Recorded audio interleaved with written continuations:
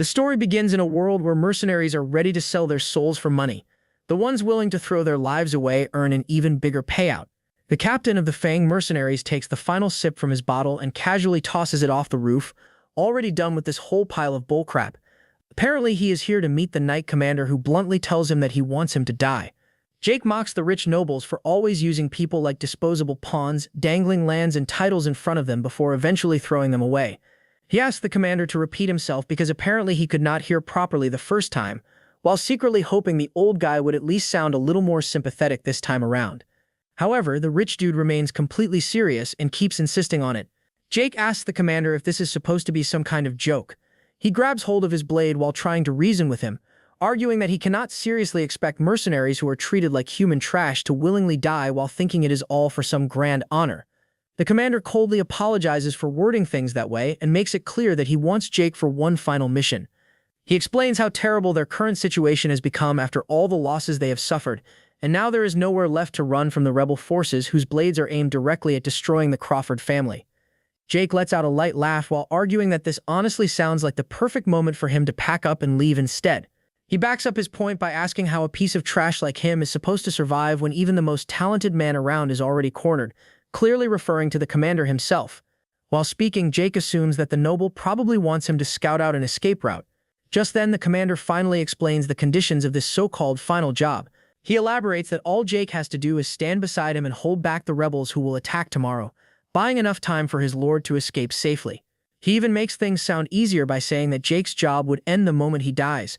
The commander then tosses a very expensive red gemstone toward the mercenary as compensation.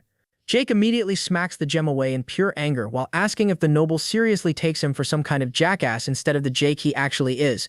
Jake refuses on behalf of all the mercenaries to act like nothing more than meat shields. He reasons that they would barely last a few moments out there, and even if they somehow survived that long, the rebels still would not simply let them walk away alive afterward. The commander reminds our guy that he is not a knight but merely a mercenary, and according to him, the rebels would not waste time chasing people like them down. Jake laughs at the obvious nonsense and reminds the commander how the mercenaries are enemies. The rebels would prioritize murdering before anything else. The mercenary leader remembers how he has disguised himself as rebel soldiers multiple times before and silently butchered their men and commanders one after another. He caused so much panic and trauma among them that the rebels now want to rip the mercenaries apart even before going after the lords they were originally supposed to defeat. Remembering all of this, Jake realizes that the commander must have already considered everything beforehand, meaning his real intention was simply to use them as decoys from the start. However, the commander denies having such intentions, and instead threatens that if Jake refuses to obey, he will personally cut the mercenary down himself and take command over them like obedient dogs licking his boots. After hearing that confession, Jake immediately jumps backward while reaching for his sword. He tells the commander that he genuinely used to think he was at least better than the rest of the nobles running wild. While the commander politely apologizes, Jake argues that he is going to cut his head from his body and offer it to the rebels. The rich guy mocks him, asking if our mercenary plans on using his head to beg for mercy. The commander looks stunned seeing the mercenary's resolve, realizing he is even willing to go as far as offering his own head if it means saving his underlings. The mercenary leader argues that he has already promised his men he would make their dreams come true, and he is fully ready to take responsibility for the path he led them down. Jake draws out his sword while speaking, preparing to start what he bluntly treats as a duel for collecting heads. Seeing this steady, unshaken resolve, the commander smiles and acknowledges that Jake is the true leader here. He silently wishes he had Jake instead of his Lord Crawford. Just then, our mercenary leaps forward to attack, but before he can even land his strike, he is beheaded mid-air. As his vision starts fading to black, Jake admits he did not expect the difference in power to be this overwhelming just because of a talent. Even so, he dies peacefully since he had already ordered his men to retreat if he did not return in time. In his final moment, he wonders whether things would have been different if he had been born with the same opportunities as the nobles, and whether he would have reached far beyond where he stands now. As the story continues, Jake suddenly finds himself waking up after being slapped awake by some crying mess of a person. Hans calls him young Master Lucian, and is desperately begging him to open his eyes, practically on the verge of breaking down.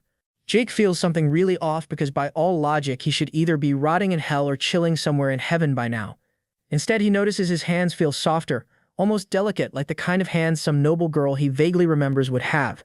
That alone makes him pause as he slowly turns his attention to the crying mess in front of him, trying to figure out who this guy even is. Hans keeps crying while admitting he genuinely thought his master had died. He explains, still panicking, that he was worried sick because if his master actually died, he would likely be executed and made to follow him into the grave. Jake, however, is completely lost at the whole master and servant logic and cannot make sense of any of it. But what bothers him most is the fact that he is absolutely sure this is not some dream or hallucination. He clearly remembers the moment his head got detached. After a quick inspection of his surroundings and his own body, the mercenary reaches the only conclusion that makes any sense to him. His soul has somehow landed inside the body of a completely different person named Lucian. He gets up and walks over to a mirror, and what he sees leaves him genuinely stunned.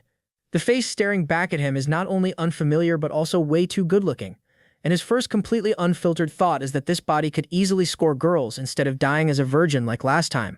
He then wonders if this Lucian guy is some kind of noble and turns back toward Hans, trying to squeeze out more information from the crying attendant.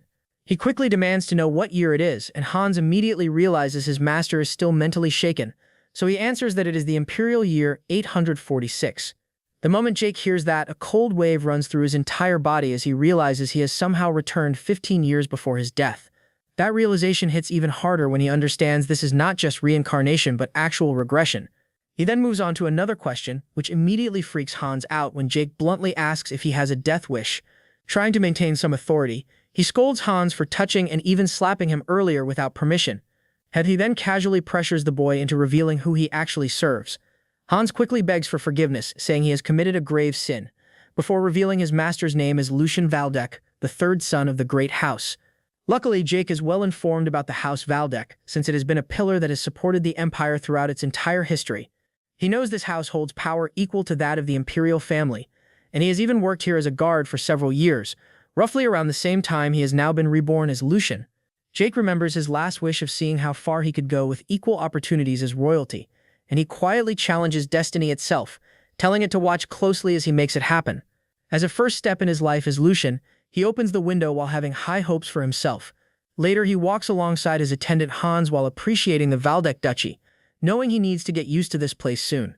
While moving around, he notices the servants staring at him with unbelievable eyes like they have just seen a ghost. When he asks Hans about it, it becomes clear that the previous master of this body has been in seclusion and has not come out of his room for over a year. Jake thinks it is all nonsense, wondering what kind of noble would hide himself in a corner of his own house for that long. He then starts worrying about his new big daddy, none other than Grand Duke Sigmund Valdek, since he is sure a man of that level would not just stand by and watch his own blood rot away locked inside a room. Because of that, he starts thinking of the possibilities. Maybe this Lucian is a troubled child who got quietly abandoned, or maybe the big daddy simply chose to turn a blind eye and pretend nothing is happening. Either way, he decides to avoid meeting the daddy for now until he figures out what kind of mess he has actually landed in. Just when things could not get worse, the head butler Edwin shows up, greeting Lucian with exaggerated relief and saying he is extremely happy to see him safe and well. Lucian immediately recognizes him from his life as Jake. Edwin originally entered House Valdek as a child hostage, but his exceptional ability forced the Grand Duke to hand over control of most family affairs to him. Jake remembers him clearly as the right hand of the Big Daddy, and he instantly regrets running into him right after reincarnating. He worries Lucian might pick up on his behavior since he is basically a slum-born mercenary in a noble body. But then he reminds himself that even Edwin probably has not seen Lucian properly for over a year. Thinking quickly, Jake decides to mimic the speaking style of the commander, since that is the most noble reference he has in his memory. Lucian puts on a clean noble act, thanks the head butler for his concern, and casually mentions that he has come out to check on family affairs he neglected during his seclusion. He adds that luck is on his side since he happened to meet the head butler immediately, then quickly asks if anything unusual or problematic has happened in the family during this time. Edwin simply smiles and replies that everything in the family is better than ever. Lucian lets out a small internal sigh of relief, thinking the butler has not noticed anything strange, and turns back toward his room while saying he feels a bit tired. However, before he can leave, the head butler stops him and informs him that the Big Daddy wants to see him immediately. The next moment, Lucian is escorted in front of his new daddy, Grand Duke Sigmund, who does not look remotely forgiving and calmly asks his son why he is still not dead. The Duke sits firmly after stating his question while our hero tries to figure out the real meaning behind his intentions, so he carefully asks what his father actually means by that. Before he can properly finish, the Duke says he is willing to overlook the young noble using his mother's death as an excuse for abandoning his duties, but he crossed the line the moment he started to toy with his own life after his little protest of seclusion proved completely useless. Lucian tries to understand the exact situation he has gotten himself stuck in, and soon realizes that the reason the personal assistant bawled his eyes out earlier was probably far more serious than he first assumed. He attempts to clear up the misunderstanding, but his father cuts him off midway and demands to know what kind of thoughts he has kept locked inside his sick brain all this time. The Duke reasons that the whole attempt of overdosing his weak body with sleeping pills was nothing more than a reckless stunt to gain his attention. Our boy instantly finds himself stuck in a slippery situation and finally starts to remember why he never had any recollection of Lucian from his previous life. He recalls that during his former lifetime he worked as a guard, and during that time the Valdec family's third son quietly ended up dying.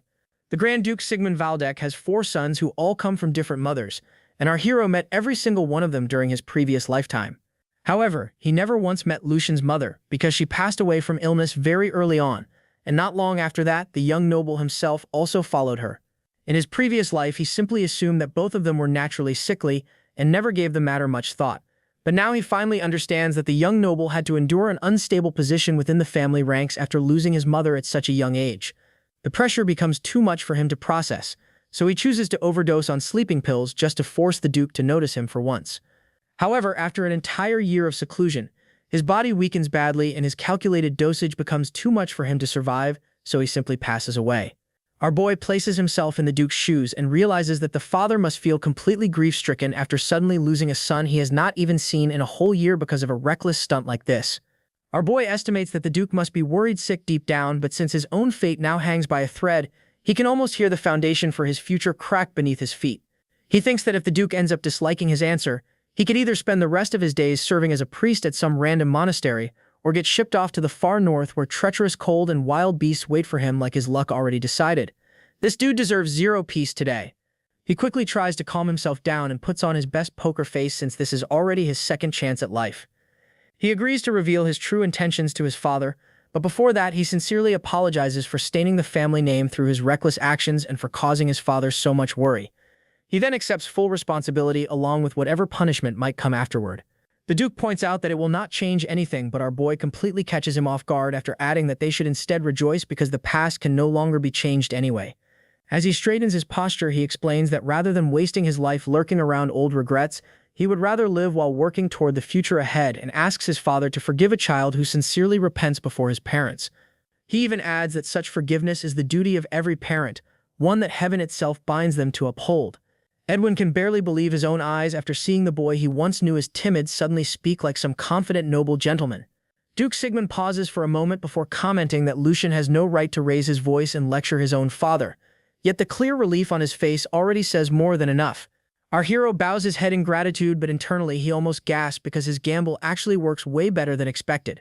Already he recalls that the Duke always values people who can stand up for themselves, so charging directly into the argument instead of acting scared truly turns out to be the right move. His father comments that he has become surprisingly bold after returning from the dead and then questions what exactly his son plans to do with his life from now on. Lucian explains that he plans to start by fixing his broken body, after which he intends to learn the art of the sword properly. This immediately catches the Duke off guard, and our hero quickly follows up by saying that he will also need to eat and sleep diligently if he wants his plan to succeed. His father seems convinced by the explanation and tells him that he will personally observe him from now on regardless of whether he is bluffing or not. He then orders the butler to give him that thing which would apparently prove more useful than empty words, though Lucian has absolutely no idea what his father even means by that. The butler immediately starts making arrangements, while our boy simply stands there confused with the social awareness of a rock. The very next day, however, he nearly loses composure after seeing workers line up while carrying chest after chest filled with gold. At that point, he finally realizes that his father had actually referred to a ridiculous monthly allowance all along. As he touches the coins with both hands, he can hardly believe this absurd amount arrives every single month. So with that kind of wealth now sitting inside his arsenal, he starts to think that building a decent body might genuinely be worth a shot after all. The scene cuts to the beautiful flower garden where the Grand Duke visits with the butler. Seeing the Grand Duke return here after avoiding it for so long genuinely shocks him. Lucian's mother was buried here, and the memories tied to her made it hard for the Grand Duke to even look at the garden. The thought that Lucian's sudden change also stirred something inside his heart quietly crosses his mind. While he is not exactly in his father's best graces, that does not change the fact he is still the son of the Grand Duke's beloved wife. Right then, the Duke suddenly says Lucian was cringe from the moment he was born. The boy always had fear and uncertainty in his eyes, getting startled when someone so much as farted next to him. The only thing Lucian had in common with his mother was his looks. Head butler Edwin's eyes widen in shock when the Duke smiles and admits he was wrong about Lucian. He is certain Edwin also noticed the massive change after the way the little lord stared him down and boldly said exactly what was on his mind. Head butler Edwin shares that he believes the young lord became so soft because of his overly kind heart, but at the end of the day, the blood of a Grand Duke still flows through his veins. Lucian's father hopes that is truly the case, and that his son has the resolve to follow through on his words. Empty talk does not get people very far in life anyway. Hearing that, Edwin admits there is still just one tiny problem. Even though Lucian's frozen pocket money was finally restored, it seems somebody has been stealing from it behind the scenes. After digging deeper into the matter, he learned the one responsible was his elder brother Geordie. That is not all either. The shameless scumbag also got rid of the maid serving the young lord and planted his own lapdogs there instead, making sure the little runt would never grow into a future pain in his side. The Duke understands the scheme is clever, but it is still small-minded, dirty tactics. He believes the second son holds a grudge against Lucian because of the pressure coming from his mother's family. When Edwin asks if they should step in and take action, the Duke claims Lucian does not need babysitting. If the boy has an IQ higher than a rice cooker, then Geordie's petty little setup should not pose much of a threat. With an amused expression, the Grand Duke strokes his beard and says his son has no future if he cannot even overcome this tiny punishment. Many days pass at the Valdec mansion, and Hans walks into a room where the maids quietly whisper among themselves, worried about Lucian locking himself away once again. Hans was honestly a little shocked after the young lord's locked pocket money got returned to him following that heated yap session with his father. It was a massive chest overflowing with enough gold and precious valuables to make even the greediest gold digger start drooling. His servant notices Lucian trembling slightly and realizes it could not have been easy for him to gather the courage to talk back against his father like that. The delusional ginger gets emotional and nearly bursts into tears for the young master. Lucian, on the other hand, is practically getting a raging hard-on while staring at all that money. This was exactly what he needed to finally get his hands on the elixir that could turn a scrawny stick into a monstrous warrior. Later inside his room, Lucian wonders what exactly is going through Hans' mind. Honestly, he is pretty impressed that his servant followed every order to the letter and loyally guarded him the entire time without question. After all, Lucian kept locking himself away while experimenting with strange tools and compounds the poor kid had never even seen before in his life. Insanely expensive materials like moongrass possess mysterious properties because the rare plant only grows beneath moonlight. He practically went broke after ordering Hans to buy every single piece of moongrass available on the market. My guy realizes he probably looks like a psycho devouring money like this, but he alone knows the investment will repay itself more than tenfold within just 1 year. Overflowing with excitement, he flails his arms around and inwardly celebrates that he is going to become the most powerful man alive. For a brief moment, he gains some genuine respect for the massive balls alchemists had. Those lunatics were the ones who gambled away their entire life savings experimenting with moongrass in the first place. But thanks to all their effort, an elixir straight from the heavens was eventually born, and Lucian plans to use it to flip the entire empire upside down. People even charged the alchemists with blasphemy for claiming some magical energy drink that descended from the heavens. When everyone finally learned about the red elixir's absurd effects, public opinion quickly flipped overnight. With that elixir now sitting in his hands, Lucian grins in satisfaction. For centuries, people believed a warrior was born with a fixed limit to their talent. No matter how hard somebody grinds, every fighter eventually hits the physical limit of their own body. Yet simply drinking this elixir could turn even ordinary commoners into competent fighters. The red nectar resting in our young lord's hand is only a rough recreation of the original elixir, but for somebody stuck with a body like his, there is barely anything in the world that could help him more effectively than this. Lucian genuinely believes he lucked out hard. The very first thing destroyed during the era of conflict was the alchemist who created it along with the original recipe itself. Almost nobody remembers the recipe anymore. But thanks to the clues he gathered over many years, our protagonist managed to figure out how to recreate it. He knows full well plenty of reckless bozos attempted their own versions before him, only to drink the mixture and fold from the side effects. Even so, my guy casually chugs the thing down anyway. It is explained that the reason the elixir gives different effects depending on the person is because of mana flow. Lucian's body is special because the mana flow inside him is already smooth. The strangest part, though, is that the mana moves without any resistance at all, and he does not feel even the slightest pain. Feeling the mana circulate through his body as if it is searching for the perfect place to settle, he suddenly reaches a shocking realization. Lucian might actually be a genius when it comes to magic. Meanwhile, Hans waits for our boy outside the door. The moment Lucian steps out, he casually asks if anything happened while he was inside. Hans immediately rushes toward him in tears and asks if he even realizes how long he has been locked away. Since Lucian never answered and nobody allowed him inside, he was terrified something awful had happened. After hearing that, our boy simply smiles. Hans feels like something about him has changed, though he cannot properly explain what it is. Then again, he has been taking care of Lucian since childhood, so he can naturally sense even the slightest difference in him. A body needs proper time and nutrition to grow, so the thing changing at terrifying speed is not his body but what lies inside him. Our boy is convinced all of this is happening because of Lucian's talent. He believes it rivals the monsters who once changed the course of history itself. That makes him certain he can peak ever higher than his previous life. When he tells Hans that everything happened because of him, Bro just stares in confusion over what he is talking about. Our boy then explains that Hans should sell everything he owns and follow him from now on. Together they will reach new heights never seen before. He admits he is actually jealous of Hans because back in his old world nobles with a heart of gold like him did not exist. A week later, the two of them can be seen wandering through a forest together. Our boy wonders if he really deserves to live such a peaceful life. Compared to his previous life, he barely has to struggle anymore. Thanks to that, he can focus entirely on recovering his condition. Still, there is one thing he absolutely needs to deal with. That is his former self, a guard of the Valdek family called Jake. The captain confirms to our boy that he does not know anyone with that appearance. As for the position our boy used to hold, it's already been filled by a complete stranger. Hearing that, he decides it is probably for the best if they never meet. Deep down, he still does not have the confidence to face the person he used to be. Suddenly, Hans nervously asks if he is seriously planning to enter the training grounds. After all, Lucian once swore he would never step foot near that place again. But Bro eyeballs him like he never said anything like that in the first place. After that, Hans explains how much he hated this place because the second prince made his life miserable here and pushed him into swearing he would never come near the training grounds again. Hearing that explanation, Lucian quickly pieces together the situation. Since swordsmanship is a required skill for the Grand Duke's children, the second prince used the training grounds to drill fear deep into the third prince's heart so he would never dare return. So Lucian tells Hans not to worry because all of that is in the past now, and he should simply trust him and follow along. Meanwhile, inside the training grounds, everyone is gossiping about whether the third prince is really coming there. Mustache Man asks the green-haired guy if the rumors are true, and he confirms that the prince actually showed up. He tells him the prince is currently walking around the training hall with his servant. So Mustache Man wonders why the third prince suddenly came back because there is no way he forgot the humiliation he suffered there. But after thinking it over for a moment, he decides this situation might actually be more interesting than expected.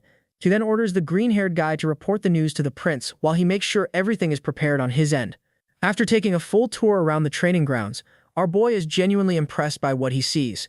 The place contains practically every kind of training equipment imaginable along with a massive practice field. He honestly cannot believe a single person is allowed to own something so stacked.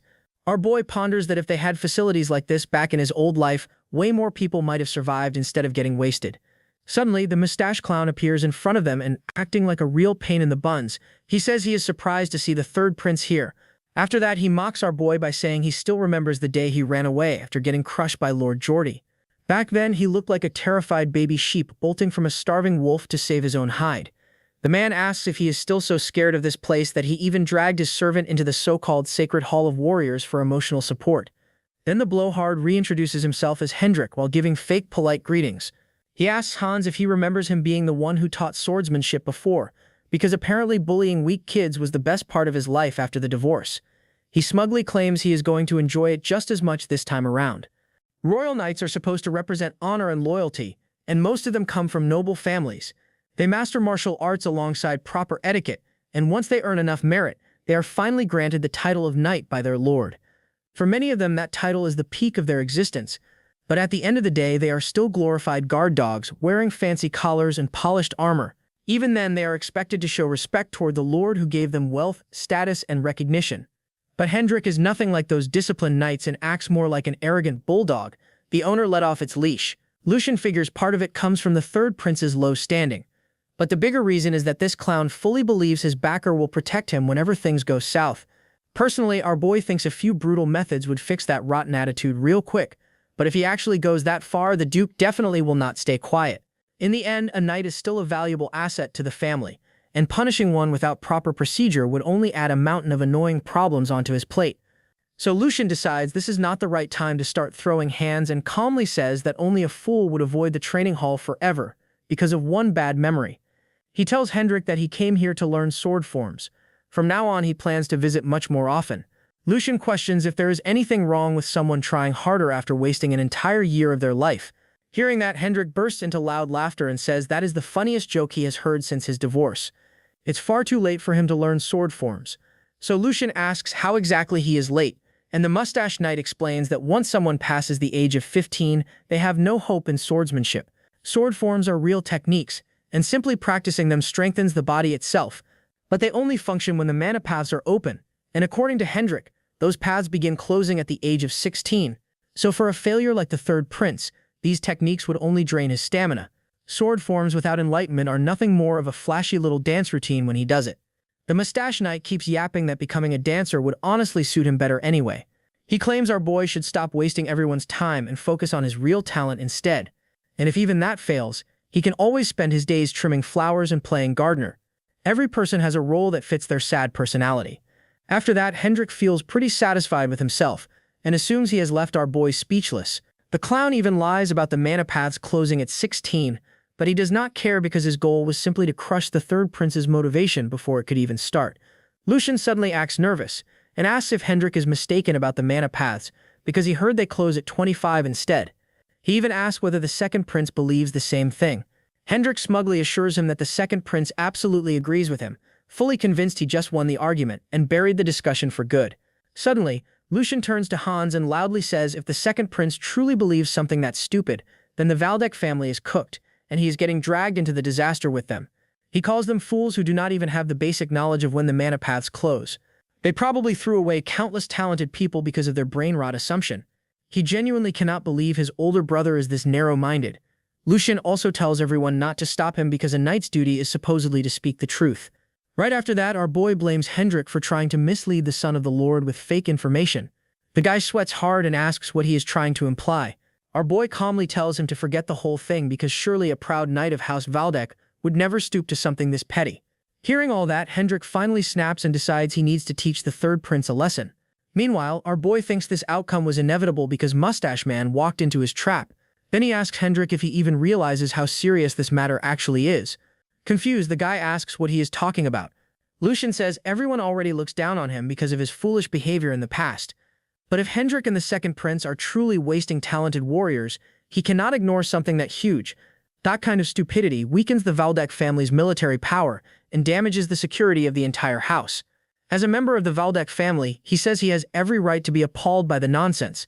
With zero hesitation, Lucian orders the Mustache Knight to prepare himself because he plans to report this directly to the Grand Duke and request formal punishment. Hearing that, Hendrik sweats bullets and wonders how the same timid kid who used to act like a harmless doorstopper suddenly turned into a sharp-fanged wolf capable of tearing people apart. At that moment, the second prince, Geordie, finally arrives and asks what all the commotion is about. Mustache Knight immediately runs to his daddy and promises to explain everything. But before he can even begin, Geordie stops him and tells him that no explanation is necessary. He leans in and whispers in his ear that he already saw the pathetic behavior with his own eyes.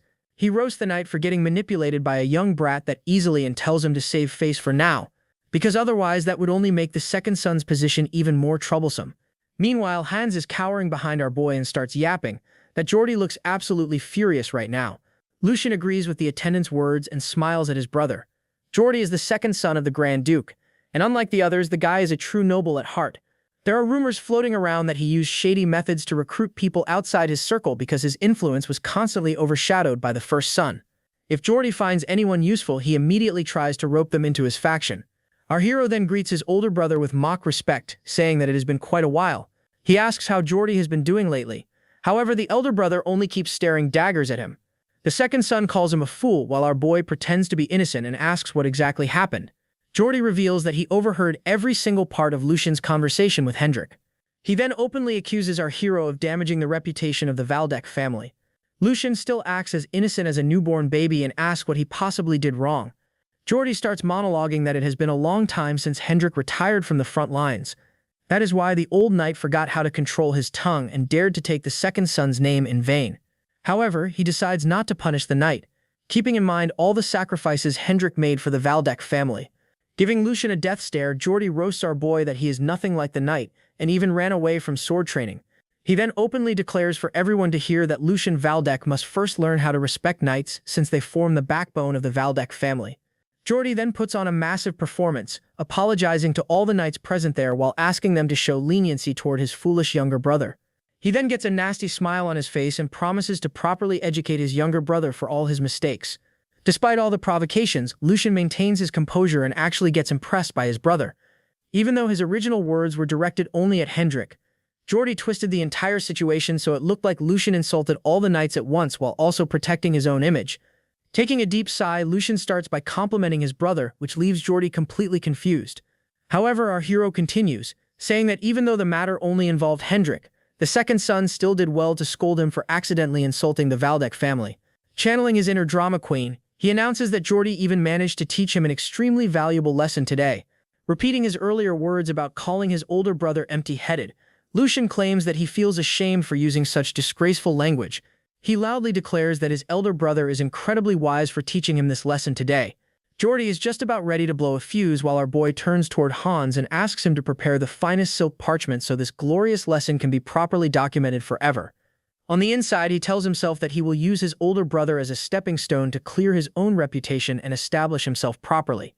He wants everyone to understand that the old version of the third young master has officially been factory reset out of existence. Coming back to reality, he then asks Jordy for permission to leave since remaining here any longer would only create more chaos. That instantly ticks the second son off, who demands to know who gave him the audacity to even think about leaving after causing all this trouble. Lucian then calmly reminds him that their father is watching them closely right now. Even though he personally has nothing left to lose, his older brother could still suffer severe consequences from acting recklessly. That immediately shuts Jordy up, and our hero takes the silence as approval to leave. Throwing an arm around Hans, he tells him that it is finally time to leave and immediately books it out of there at full speed. Meanwhile, Hendrik finds his voice and asks if it is truly alright to let them leave like this. However, he instantly shuts up again the moment he sees the terrifying look on Jordy's face. Coming back to our hero, Hans nervously asks if things will really be alright after leaving matters like this, especially considering Jordy's personality. The attendant is convinced that the second son will definitely seek revenge later on. The poor kid is terrified that he might get dragged away by that scary knight someday, but our boy simply tells him to relax for now. On the inside, he realizes there is truth behind those fears, since he personally experienced something similar before. Whenever a useless superior starts getting arrogant, it is usually the people working under him that suffer the consequences the hardest. Putting on a confident smile, he reassures Hans that a mere knight would never dare cross the line, especially while he is around. He then apologizes and says that Hans must have suffered a lot back then. Whenever a lord starts acting like a spoiled brat, the followers around him are usually the ones forced to pay the price. Though it must have been even harder for Hans since he serves as his personal attendant. Lucian then promises with complete confidence that from now on, he will never allow his own actions to negatively affect the people around him ever again. His people will never be looked down upon, nor will they have to live in fear of others anymore. Moving forward to the next day, our hero paces through the hallway of his mansion. In his mind, he wonders why things are so peaceful because he knows Jordy is not the type to forgive and forget. Clutching a page tightly in his hand, he declares that his suspicions were completely right. He then announces that he has been waiting for this day to come for a very long time. Even Hans is completely fired up and tells his master that they absolutely need to take action immediately. Our boy asks Hans if he is ready, and the attendant looks like he is about to crash out on somebody. He then shouts out loud, wondering who the hell Jordy thinks he is for messing with both his allowance and Hans's salary. The entire mess started when he received his monthly budget report. Our hero was already fantasizing about stocking up on supplies and enjoying that sweet extra moonlight funded by Daddy's wallet. He had been waiting for his account to finally receive divine blessings again. But the moment he opened the paper, his happiness instantly evaporated into thin air. He stares at the document in complete confusion, unable to process what he is even reading. In short, both his allowance and Hans's salary had been severely reduced. The second son used the head maid he planted inside Lucian's household to quietly redirect the funds straight into his own pockets. Even though fraud involving nobles could easily earn someone a hanging sentence, this was only possible because Lucian's household had become vulnerable. After his mother passed away, he originally entrusted the finances to his former head maid Dana, who remained loyal to him. But eventually, the old head maid got replaced by a little gremlin in disguise. Coming back to reality, Jenny introduces herself as the new head maid. She explains that she wanted to greet him earlier after getting appointed. However, the young master apparently never left his room. She then throws shade at him, asking if his brooding arc is finally over. Hans immediately gets offended and tells her to remember that she is standing before the young master. However, our boy tells him to calm down since technically she is not wrong. Lucian then skips straight to the important part and asks whether she was the one who drafted the new budget report. Jenna gets a creepy smile on her face and openly admits that she handled everything herself. She explains that since the previous head maid controlled the finances, she naturally inherited the same authority. The little gremlin then immediately tries twisting the situation around and accuses Lucian of interrogating her for simply doing her duties properly. She continues yapping that the young master should have handled these matters himself in the first place. Our boy already expected this excuse because the previous Lucian was basically useless at managing anything. He lets the comment slide for now but points out that something still feels extremely suspicious. He confirms that most of the funds were redirected toward increasing servant salaries, which makes sense since the staff suffered because of his incompetence. However, Hans's salary got reduced instead of increased, which makes absolutely zero sense. Jenny immediately starts acting innocent and says it was just an honest mistake that she will correct later. She then turns toward the servants and tells them that everyone present can testify how hardworking and honest she is. The rest of the staff freeze up in fear for a moment before immediately glazing Jenny out of pure survival instinct. Watching the pathetic excuses of weaklings, our boy lets out a deep sigh and tells Hans that it is time to leave. The attendant gets confused by the sudden shift in attitude, but our hero then drops a dramatic quote that even though his body is still here, his limbs are refusing to cooperate anymore.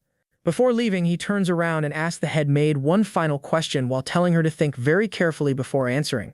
Looking over his shoulder, Lucian asks which master she is actually supposed to serve inside this household. The gremlin remains smug as ever and says that she will ask Geordie for advice regarding the matter. It is common knowledge that once a wound becomes infected, it must be cut out for the body to survive. Right now, Lucian feels like his own heart is starting to rot away. The scene then shifts toward a shady underground bar. Hans looks completely confused and asks why they came here when they were supposedly looking for a place to fish. Before the attendant can keep talking, his attention immediately shifts toward the brutal fight happening in front of him. The two fighters are going all out, exchanging blow after blow while the crowd screams like they just discovered caffeine for the first time. The young master smiles and tells Hans that this is exactly the type of place where they can catch a massive fish. The bartender warns the two children to leave immediately since this is no place for kids. However, our boy casually drops a heavy pouch of coins onto the counter and asks when gambling suddenly became this complicated.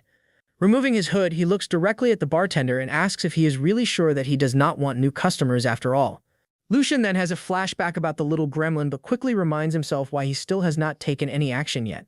First of all, the girl is not some ordinary servant. She is the daughter of the nanny who personally raised Geordie ever since he was a child. Because of that connection, he cannot make any reckless moves without facing heavy consequences afterward. The even bigger issue is the chain of command inside his own household regarding who the servants actually follow. Since the entire situation is messy right now, he needs an absolute solution instead of half measures. He eventually realizes there is no way the Grand Duke is unaware of all this, meaning this whole situation is most likely a test that he needs to pass himself. Taking a seat at the gambling table, he tells himself that he first has to prove his worth to his father. Lucian then picks up a deck of cards and starts shuffling them around like a professional dealer. He figures there is no harm in making some extra money while thinking up a proper solution. Sometime later, a huge crowd gathers around our boy as everyone watches in disbelief, while he keeps winning game after game non-stop. The opponent sitting across from him finally gives up after realizing he has absolutely zero chance of winning. Lucian taunts the poor guy that things were just starting to get interesting and asks him to stay a little longer. Meanwhile, Hans is completely flabbergasted and wonders where in the world the young master even learned how to play cards this well.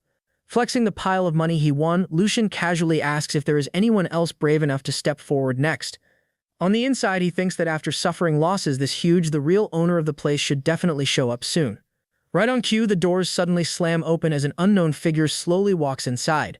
The man smiles politely and apologizes for failing to recognize such an important guest sooner. He introduces himself as Hugo, the manager of this rundown establishment. The large man snaps his fingers and the workers immediately spring into action, slowly escorting all the other customers outside. Hugo explains that the guests might get angry later on, but that is only a small price to pay. He wants the young master to properly enjoy his visit without distractions. Lucian is impressed that the man recognized him so quickly, but then again, those instincts are necessary if someone wants to survive while running a place like this. Hugo apologizes once more. However, our hero brushes the matter aside completely. The manager admits that he was shocked seeing someone dominate the tables this one-sidedly. He then offers to personally play against the young master, which Lucian finds pretty amusing. Hugo humbly claims that he is nothing compared to him but has still learned a few tricks over the years, so at the very least it could help pass the time. Hugo immediately tries convincing Lucian that they already earned enough money and should head back home before things get worse. The attendant has an extremely bad feeling about the man standing before them. After spending years around dangerous people in the palace, Hans can instantly tell that Hugo is no ordinary thug. Our hero feels impressed and realizes Hans is not his personal attendant just for decoration. He silently agrees because the man standing before him is actually the infamous Black Shark Hugo. In the near future, this guy becomes a major underworld figure who gives every other thug competition. Hugo originally started off as a poor commoner surviving inside the back alleys. Alongside his monstrous strength, the guy is terrifyingly smart and capable of overcoming almost any obstacle thrown his way. Because of that, he rapidly gained influence before eventually stepping into the darker side of society and involving himself in murders as well. As time passed, Hugo became one of the top rulers of the underworld while controlling 5 entire territories. During the Empire's faction wars, he eventually declared himself a baron and later turned into a feared warlord known across the land. Coming back to the present, our hero thinks that Hugo is still inexperienced at this stage. However, that does not make him any less dangerous. Lucian then smiles and tells himself that this is exactly why he came here in the first place, to catch this black shark before anyone else could. Our hero offers a simple card game which Hugo immediately accepts, while even removing the betting limits entirely. After all, he does not want the young master getting bored inside his establishment. Lucian looks genuinely pleased that he finally found someone who understands his vibe. The black shark plays along calmly while secretly plotting to rob the young noble blind. On the inside, the manager fantasizes about the arrogant kid eventually eating all his words later on. Everything seems to be going perfectly according to Hugo's plans. However, he never expected his assigned gambler to get completely destroyed this badly. He subtly signals the card shuffler with his fingers while thinking that Lucian seems like the type to dig himself deeper whenever trapped inside a hole. A crazy grin slowly spreads across his face as he imagines draining the noble completely dry of his fortune. Just then, Lucian suddenly starts rambling about something unrelated, which leaves Hugo confused. The manager asks if there is some kind of problem. Our boy brushes it aside and says he simply wants to ask a question first. He continues by saying that even though they just met today, he has taken quite a liking to Hugo already. Lucian explains that a person's character can easily be judged based on the behavior of the men under him. He then openly states that it takes real skill to successfully run an illegal gambling den like this for so long. If Hugo truly crossed the line, the officials would have never allowed him to continue breathing peacefully. The large man humbly replies that he simply avoids causing unnecessary trouble. Lucian waves his hand dismissively and says he is not as uptight as the other nobles. He then suddenly drops a massive bombshell and asks when Hugo plans to begin large-scale production. That instantly confuses the big guy, however. Lucian digs even deeper and asks about the special product currently being developed in Bestra. He even specifies it further by bringing up the hallucinogens directly to catch the guy completely off guard. Hearing that, even his attendant Hans looks shocked. The big guy immediately starts acting dumb in a desperate attempt to save his own skin. Lucian, however, goes fully offensive and tells the black shark to drop the act already. He makes it clear just how much he knows by dragging House Logren into the conversation and revealing that he is already aware they are working together. Lucian even exposes how the entire goal was to directly defame House Valdek by flooding its territory with drugs. He mocks the Marquis of House Logren for relying on such cheap little schemes and practically corners the big guy into admitting it himself. Then he presses even harder by dumping the responsibility for the entire mess onto him, while sarcastically praising his bravery for committing such a crime right inside Valdek territory like some genius mastermind with a death wish. He keeps piling on the pressure by warning the man that the moment he slips up, all of House Valdek will personally make sure to cut him down piece by piece. Lucian continues talking while mentally tearing apart the guy's so-called foolproof plan and making the big fish sweat bullets under the pressure. Lucian only knows all this because of his previous life as Jake. He remembers that in the original timeline, this conspiracy would only be exposed 2 years later by Jake himself. Back then, Sigmund Valdek received reports about drugs spreading through his domain and immediately ordered a raid on the stronghold. But by the time Jake arrived, Hugo had already escaped the city and was probably relaxing somewhere on a beach living his best life while everyone else cleaned up his mess.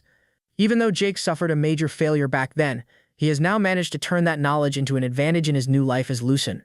As Lucian snaps back to the present, Hugo immediately falls into denial and hopes he can somehow squeeze out a free pass by rejecting any connection to the drug trade. He tries justifying himself by arguing that he is nothing more than a humble merchant running a tiny little shop. The black shark claims that someone jealous of him must have spread those rumors and desperately begs for a chance to prove his innocence. Lucian, meanwhile, keeps pushing the pressure higher as he now brings up the rice mills Hugo has been backing and reveals how the underground tunnel here is actually a secret route leading outside the walls. Basically, the perfect little escape hole for rats the moment things go wrong. Lucian threatens the black shark and asks him one final time how far he has progressed with his plans. At this point, Hugo is sweating bullets because he never imagined someone would know this much about the operation. Since he has completely run out of excuses, his brain immediately jumps to the final desperate option of murdering the Valdek brat right here and now. However, Lucian instantly sees through the act and shuts him down before the guy can even properly commit to the thought, forcing Hugo to mentally scold himself for considering something so suicidal in the first place. He starts imagining just how horribly this could backfire and how he could end up strapped to some human experiment table before the day is even over. Wanting to survive no matter the cost, Hugo quickly drops to his knees and begins begging for mercy. He desperately tries bargaining for his life and even offers himself up as a loyal dog willing to lick Lucian's boots if necessary. The rest of his men inside the place immediately follow the Black Shark's example and start begging for forgiveness too. Lucian slowly gets up from the sofa while admitting that keeping a dog around honestly sounds like a pretty decent idea. However, he says it feels way too plain and boring as he sits down directly in front of the Black Shark he has completely humbled. He then tells Hugo that he doubts a man like him would truly be satisfied living as someone's dog forever, and instead offers him the chance to become a knight. Hearing that, Hugo suddenly remembers how he once dreamed of becoming a knight himself, but as expected, reality forced him to abandon that dream long ago. Deep down, he always believed he would remain nothing more than a disposable tool for the nobles, no matter what he did, simply because he was born with a low social status that society would never let him escape from. So when the man finally sees a door opening in his miserable life, he refuses to let the opportunity slip away, even if it turns out to be some kind of gimmick. He immediately presses his nose against the ground and asks whether something like this is truly possible for a lowborn like him. Seeing that level of resolve, our hero swears on both his own name and the Valdec family name that some trivial nonsense like social class will never stand in his way again. Lucian stretches his hand toward the guy and tells him to choose living as an actual human for once instead of staying a disposable tool for others to abuse whenever convenient. The story then shifts a few days later, where Lord Lucian is introducing Hugo to the maids while proudly stating that he is a capable talent personally recruited by him. He tells the big guy to introduce himself, and Hugo looks more excited than he has probably ever been in his entire life as he respectfully says he hopes to receive guidance from his seniors. After the introductions finish, Lord Lucian orders the maids to call over the head maid. The other maids immediately get nervous and ask if that is really necessary. Our hero calmly explains that he simply wants her informed, since he would rather avoid getting scolded later by the busy head maid. Lucian carefully watches the reactions of everyone there, and it perfectly confirms just how deeply the corruption inside this place has spread. In the eyes of these maids, Lucian was basically a rotten potato, or honestly more like a rotten tomato left outside for too long. Because of that, he now decides it is time to teach them a proper lesson. One of the senior maids nervously steps forward and explains that they do not want to do this because the head maid is closely connected to Lord Geordie. Just then, the rest of them start panicking as well and loudly insist that nobody wants to go against Lord Geordie at all. Hearing all these lame excuses, Hans suddenly shouts out loud and asks the servants if they have forgotten who their actual master is. Just as the poor guy looks 1 second away from crying under the pressure, Hugo steps forward and tells him to leave this matter to him. He then walks up to his lord and respectfully asks for permission to use some unsightly methods to force loyalty into these scumbags. Lucian quietly feels proud that his years as Jake were not wasted and that he recruited the Black Shark at the perfect timing. If the drug business had progressed further, he would never have gained this much control over the guy. Our lord calmly tells Hugo to do whatever he wants but warns him not to hold back halfway through. The big guy then stands right in front of one of the male servants who looks so terrified he might actually wet himself at any second now. The servant realizes Hugo is more than twice his size, but he still desperately hopes he can somehow scare off what he considers some back-alley thug. The servant nervously argues that Hugo is getting himself into trouble without understanding how things work inside House Valdec, but his luck had already expired the moment he opened his mouth. Hugo instantly smashes him across the face, sending the guy flying into the floor while several teeth scatter out like his soul briefly tried escaping too. The other maids immediately protest, yelling about how some lowly trash dared to lay hands on them, but the big guy shows absolutely no fear and bluntly tells them he specializes in disciplining ungrateful people. A moment later, the head maid is practically dragged into the room by the other maids because she refused to come on her own. She keeps shouting at them to let go of her, but the maids desperately tell her to shut up since she has no idea how bad the situation already is. Then, right in front of Lord Lucian, she notices the other servants trembling in fear like they are attending their own funeral. When Maid Jenny finally shows up, Lucian lightly waves at her while explaining that he only asked the others to bring her here. But apparently the maids got way too enthusiastic and practically dragged her across the estate like she owed them money. Jenny keeps screaming at our lord while threatening that Lord Geordie is absolutely going to punish him for this later. Some of the maids desperately try calming her down and tell her to behave properly if she wants to leave without punishment. But Lucian clearly has no intention of letting things end that peacefully. Holding the whip in his hand, he calmly tells Jenny that she should scream as much as she wants today because this is going to be the very day she dies. Our hero thinks to himself that executions have always served as one of the best warning methods since ancient times, especially because they come with clear justification and an obvious target. The biggest advantage is that they leave a lasting impression on everyone involved, so he calmly walks toward the head maid because the punishment he has in mind already feels more than sufficient for her crimes. She stares at him with open contempt while he keeps a cold expression on his face and thinks that after today sets an example for everyone, even the Grand Duke will finally acknowledge that the weak and frightened Lucian no longer exists. He then calls over one of the butlers, who instantly understands the assignment and forces Jenny down onto her knees without hesitation. As our boy approaches her with a whip in hand, she hurriedly warns him to be careful because if he dares to even touch her, then Lord Geordie will absolutely seek revenge afterward. She quickly adds that her mother served as Lord Geordie's wet nurse, which technically makes her the Lord's milk sibling and someone far above ordinary servants. Lucian completely ignores her non-stop rambling and calmly asks whether those truly are her final words before adding that it would honestly feel pathetic if she died while shouting her brother's name over and over again. He then asks if she has any better excuses prepared, but the moment she tries to bring up Geordie once more, he immediately cuts her off. Our hero tells her to wake up and face reality, because she genuinely has no escape left now since he already possesses enough justification to kill her on the spot. He then lists all of her crimes one by one, including insulting a noble, neglecting her duties, embezzling funds, and encouraging the other workers to turn against him. He reminds her of her actual place because she clearly seems to believe that becoming Lord Geordie's milk sibling somehow raises her social standing, and he coldly points out that even Geordie himself cannot do much about the current situation either. The worst Geordie could realistically do is beat the young master a few times, but even that would become difficult if their father decided to interfere. Lucian then lays bare the harsh reality that the Duke would probably reward him for properly dealing with a rebellious servant instead. He reminds her once again that Geordie is nothing more than an heir just like himself, and not some untouchable emperor who owns the whole world. He declares that he already gave her a chance earlier, but she stubbornly dragged herself into this outcome with her own actions, after which she immediately starts trembling and begging for mercy. Our boy simply smiles at her panic, and not long after that, the well-deserved whipping finally begins. Sometime later, news reaches Lord Geordie and he rushes toward the residence, completely unable to believe what just happened. He wonders how that timid little brother managed to take such a massive step after previously getting humiliated by the head maid so badly. More importantly, however, he cannot understand how the people he planted inside the residence failed to stop Lucian at all, which can only mean that his younger brother has already seized complete control over every servant there. As he struggles to catch his breath, his knights quickly reassure him that the reports must be some kind of misunderstanding because Lucian simply does not have the temperament to hurt anyone. They even remind him that the young master fears Geordie more than anyone else, and he almost starts to agree before a blood-curdling scream suddenly echoes through the entire hall. They immediately rush toward the source of the noise, only to find young Master Lucian calmly standing there with a blood-covered whip in hand while Hugo firmly holds the maid in place beside him. Geordie visibly shudders at the sight before demanding to know what exactly is going on here. Our boy casually welcomes his elder brother, but then tells him to leave because he is currently a little busy dealing with the root of rebellion among his people. Without missing a beat, he tells Hugo to prop her back up again, which immediately causes Geordie to order his men to retrieve the head maid at once. The knights rush toward our hero, but Lucian simply warns them that if anyone steps within 3 paces of them, Hugo should slit the maid's throat immediately, and he himself will take full responsibility for whatever follows afterward. Geordie's men instantly freeze in place while Hugo presses his dagger against the maid's throat and calmly promises that there will not be even the slightest chance of survival if he acts. As he says this, he lightly cuts across her neck just enough to prove that he is absolutely not bluffing around. Jenny immediately starts whimpering and calls out to Lord Geordie with a trembling voice that sounds seconds away from completely breaking down. Geordie orders Hugo to drop the dagger and warns that if he refuses to comply, it will not only cost him his own head, but his family's heads will also end up displayed across the city walls.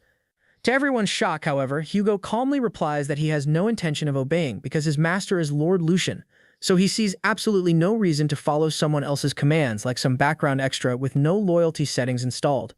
Hugo remains completely unwavering and declares that he will fulfill his duty to Master Lucian regardless of whatever consequences might follow afterward. After realizing that the situation has slipped completely out of his control, Geordie hesitantly asks Lucian why he is treating Jenny so harshly, so our boy calmly explains that she insulted her superiors, ignored direct orders, and even meddled with the estate's budget. Because of that, he declares that the punishment he imposes is completely fair and justified before asking whether his brother is actually capable of separating public matters from private emotions in the first place. The story then explains the order of succession within House Valdec. The eldest son and first in line is Tristan Valdec. Second comes Geordie, who is currently locked in a power struggle against Tristan. So this is the perfect moment for the second son to make a name for himself inside the family. There is one massive setback, though, after he got publicly embarrassed by our boy. After that, if he also fails to protect his most valued servant, Jenny, it would make him look even worse. All of his followers would realize he does not possess nearly as much influence as he pretends to. Their loyalty would crumble on the spot. Clenching his fists tightly, Jordy admits defeat to his little brother and asks him to let Jenny go. Even his own servants are stunned by the sudden surrender, while Han's goofy fear slowly shifts into disbelief. Meanwhile, Hugo stays cold as steel with a knife pressed against the traitor's throat, refusing to move an inch until his master gives the order.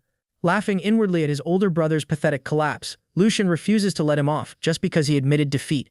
This clown ruined both Lucien and Han's lives, and that is not something that can be fixed by flapping his spoiled little silver spoon mouth. The sheer nerve of this guy genuinely disgusts him. Acting clueless, Lucien asks what exactly his dear brother is even admitting defeat over.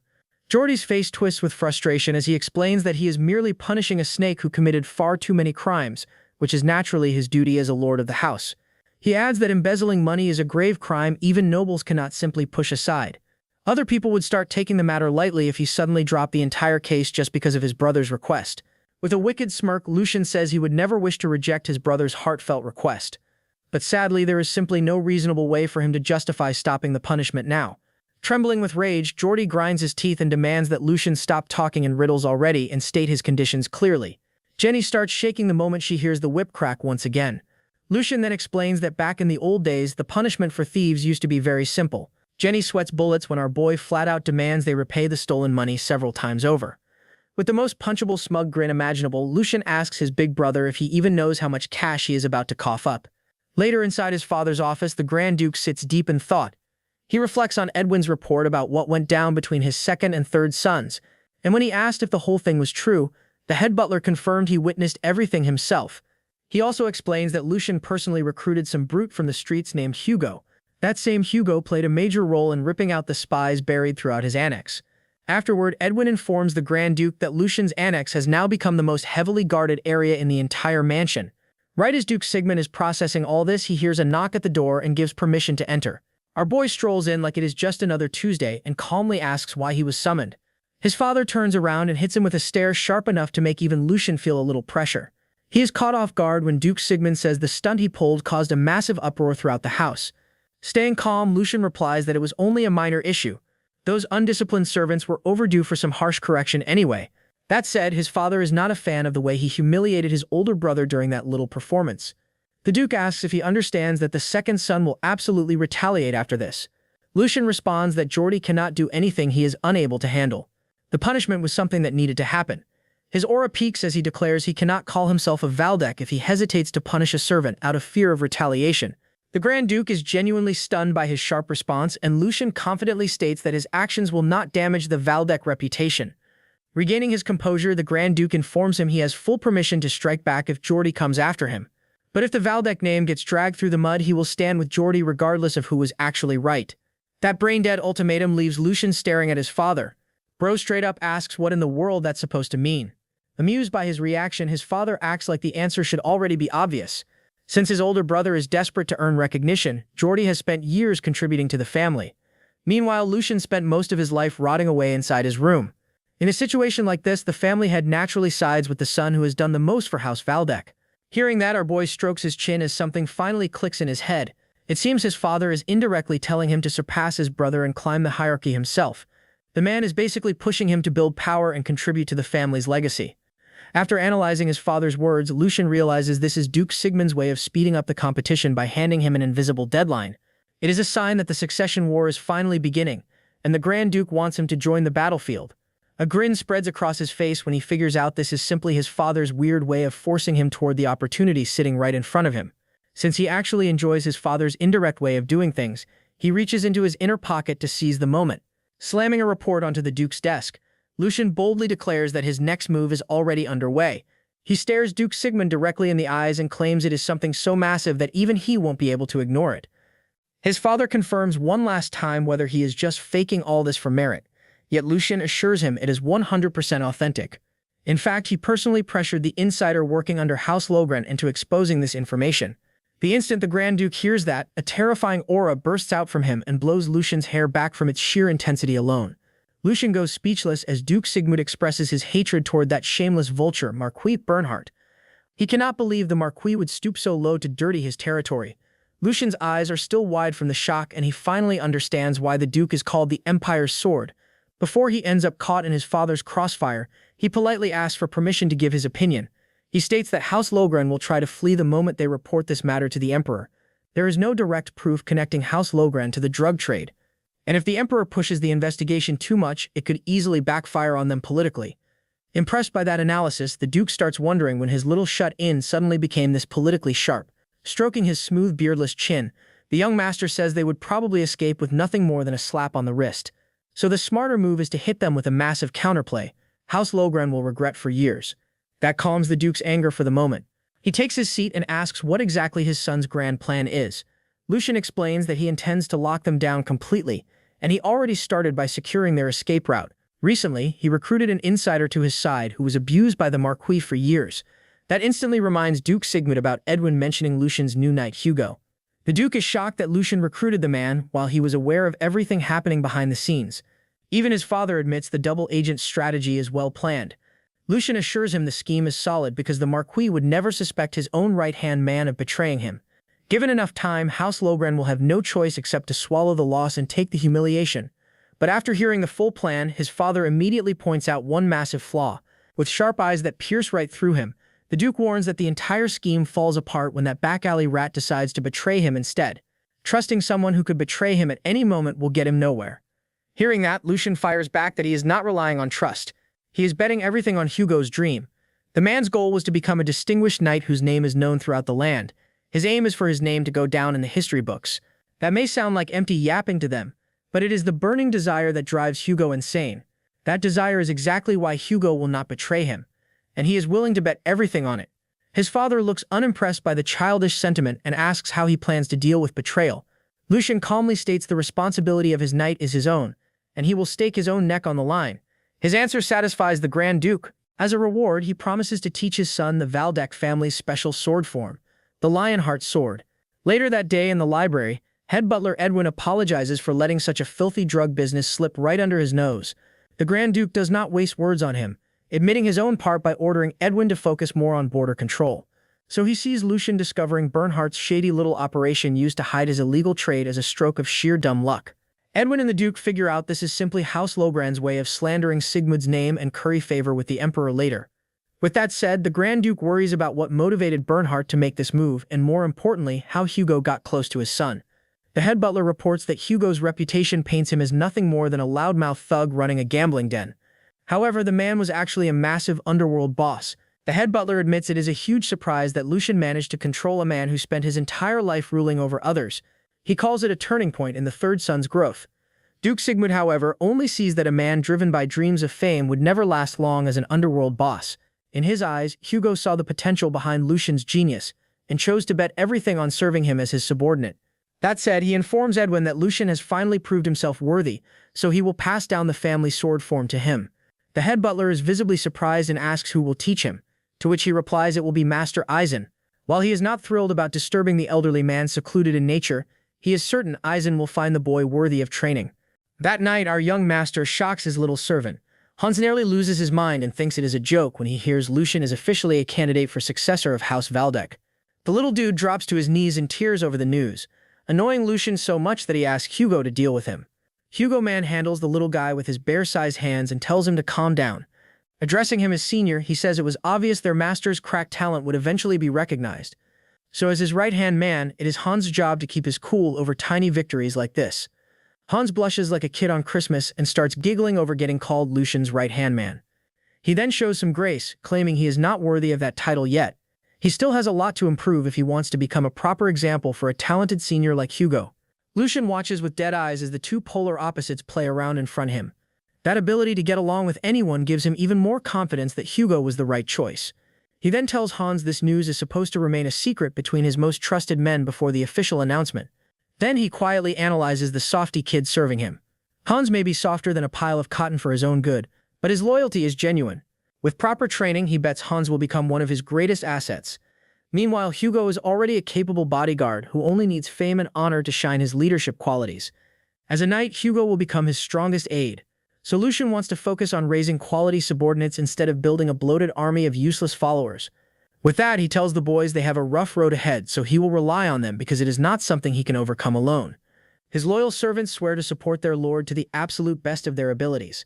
A few days later, our young master stands alone in the middle of the training arena. He flashes back to the days when he wandered entire continents searching for one thing.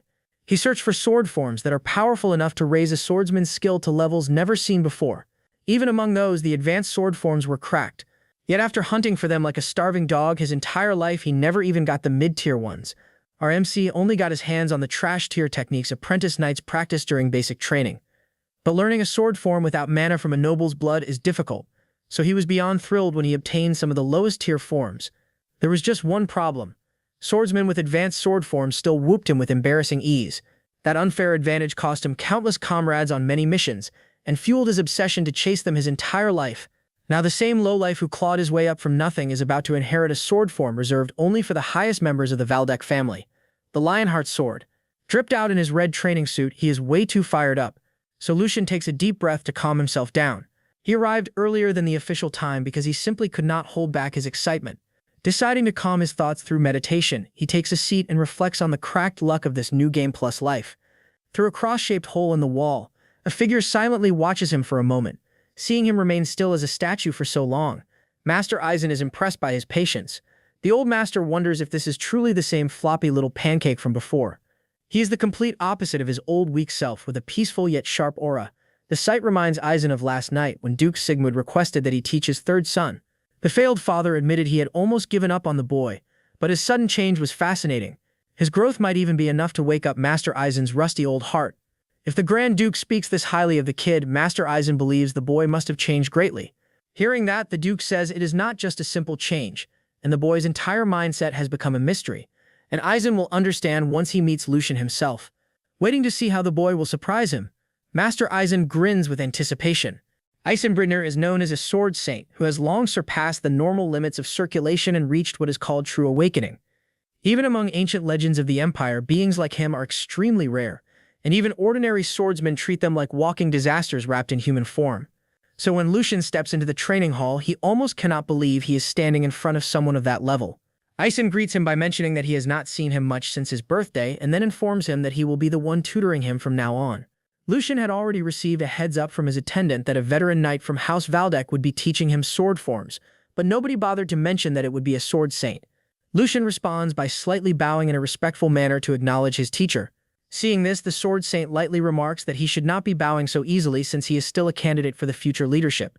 Lucian, however, handles it smoothly, calmly explaining that basic courtesy is something he cannot afford to neglect, especially in front of someone like him. He tells the old man how much he genuinely respects him, which ends up making the old geezer slightly flustered despite his tough exterior. Without wasting time, the old geezer immediately starts the training, and the first order he gives is simple: run laps around the training ground. The third young master does not question it even once, instantly getting into position and asking only for confirmation to begin. Before he can actually move, he gets stopped, as the old geezer suddenly asks if he does not have even a single question, like how long he is supposed to run, or why he is running in the first place. Lucian, however, had already prepared for this moment to secure the old man's favor. He replies that of course he was curious, but he fully trusts his master's judgment and believes there must be a meaningful reason behind the order. He adds that a disciple should not waste time questioning every instruction and should simply follow with trust. The old-timer is visibly impressed, even more than he was with any of the other siblings he has trained before. At this point, he finally understands what the Grand Duke meant, and without saying much else, he lets the boy start running without further explanation. Lucian immediately begins running like crazy. While he runs, he thinks to himself that the real reason he obeyed without asking questions was not blind faith at all, but because he had already figured out the purpose behind this test. He realizes this is clearly meant to judge his potential and mindset under pressure. The reason he picked up on it so quickly is because he used to run similar evaluation tests himself back when he was a mercenary commander recruiting new members. He knows exactly how much can be learned just by observing how rookies react under simple pressure like this. In his mind, he confirms that he has already proven his mental sharpness, and now only two things remain to be tested: endurance and tenacity. With that thought, he decides to keep running until his body gives out. An hour passes, yet he does not collapse, and not even a single drop of sweat shows on his body. Even Lucian is slightly shocked by this unexpected result, since he does not feel tired at all. In fact, the more he runs, the lighter his body starts to feel. He cannot believe that something as simple as low-quality mass-produced nectar used during recovery could have changed his body this much, especially since the only exercise he has done since awakening was just basic walking. Even the old-timer is completely stunned since he was not expecting to witness this level of physical performance today. To him, everything defies logic because there is not a single drop of sweat, and the boy's breathing still remains calm and steady, like a tranquil lake with no ripples. In his eyes, this is the kind of condition that only knights who have refined their mana for years would normally reach. He even starts wondering if there was more to that so-called yoga he had seen the boy doing earlier before arriving here. He finally calls off the running and asks the boy directly if that morning activity was actually a form of circulation rather than some meaningless yoga from a storybook. The young master calmly admits that it was indeed circulation he was practicing, which only makes the old geezer even more excited and visibly impressed. The Sword Saint then requests permission to physically examine the boy's condition and tells him to remain still even if he feels something unusual. The moment the old-timer holds the boy's hand, his expression completely freezes, because he never expected to find someone who has already reached the pinnacle of circulation at such a young age, something even comparable to himself. Even more shocking to him is the fact that the boy seems to have surpassed him in certain aspects, as if he is already forging an entirely new path that the old-timer himself had never even considered possible. The Sword Saint slowly removes his hand and asks how long it has been. Our hero looks up at him in confusion, so Aizen rephrases the question, asking when did he reach the end of his mana circulation. Lucian still acts clueless, but the old man explains that he just examined the flow of mana inside his body. He reveals that the young master's mana purity is clearer than fresh spring water. Moreover, like a perfectly tuned German car, his mana core operates at maximum efficiency. Aizen concludes that only a tiny handful of people could ever reach such a level of enlightenment. Lucian smiles inwardly and thinks that his suspicions from the start were correct. If what is happening is real, then there is no point hiding it anymore. Our hero has countless questions about his condition, and only someone like the Sword Saint can answer them. Coming back to reality, he explains that it has been around a month, though his pathways were open from the start. The old man immediately gets shocked by that answer. Lucian continues that he heard breakthroughs were supposed to involve pain and resistance, but he never experienced anything like that. That instantly gets the Sword Saint thinking that the young lord surpassed all his expectations. Maybe those legends about swordsmen splitting mountains and seas are not exaggerated after all. The old man suddenly asks whether our hero would consider giving up his position as a potential successor of the Valdec family. That completely catches Lucian off guard, and he immediately asks why the old man would even suggest that. He wonders if his body has some flaw or perhaps a curse that will kill him if he keeps using mana. However, the Sword Saint reveals that the truth is the exact opposite. He explains that Lucian's body is practically the perfect vessel. Not only are his body and mana flow refined to peak efficiency, but he also possesses the potential to go even beyond that. Aizen then lays it out clearly that if the young master devoted himself entirely to the sword, he could easily become the next Sword Saint. Lucian becomes completely flabbergasted by those words as he struggles to process what he just heard. After reincarnating, he already knew this body was gifted, but he never expected it to be this monstrous. He already considered himself lucky just for learning the Lionheart sword techniques. Lucian believed this second life might finally let him reach the top level. But now he realizes he can climb even beyond that and stand at the absolute peak itself. However, such a path will never be easy. Lucian asks if the old man is telling him to choose his future since he cannot pursue both paths at once. Aizen confirms that this is indeed the case and explains that he himself simply does not have enough time left. Thanks to circulation power, he can still move around like he is in prime, but age is catching up to him regardless.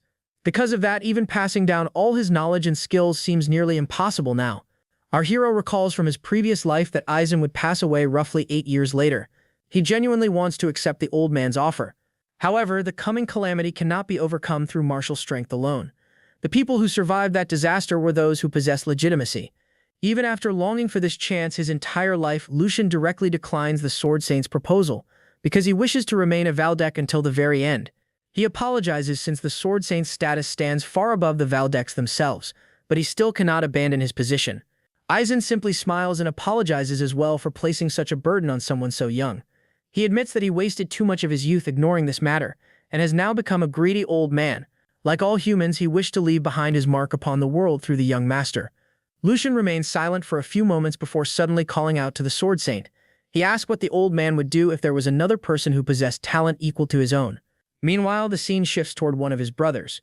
The young lord rides his horse expertly while jumping over obstacles when a man with a giant pot belly suddenly runs toward him carrying news about our hero.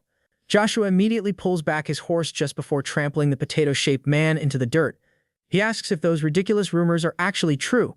Running a hand through his hair, Joshua cannot believe he now has to deal with another candidate for the future head position of the Valdec family. The butler confirms the rumors and reveals that Lucian is currently training under the Sword Saint himself. That instantly ticks Joshua off as he starts ranting that competing against his other two brothers was already difficult enough. Now even the so-called neutral faction is starting to move. Throwing his towel onto the ground, he completely loses it and wonders why the weak brother could not just stay locked inside his room forever. The butler tries calming him down, but Joshua immediately fires back, asking how anyone could remain calm in this situation.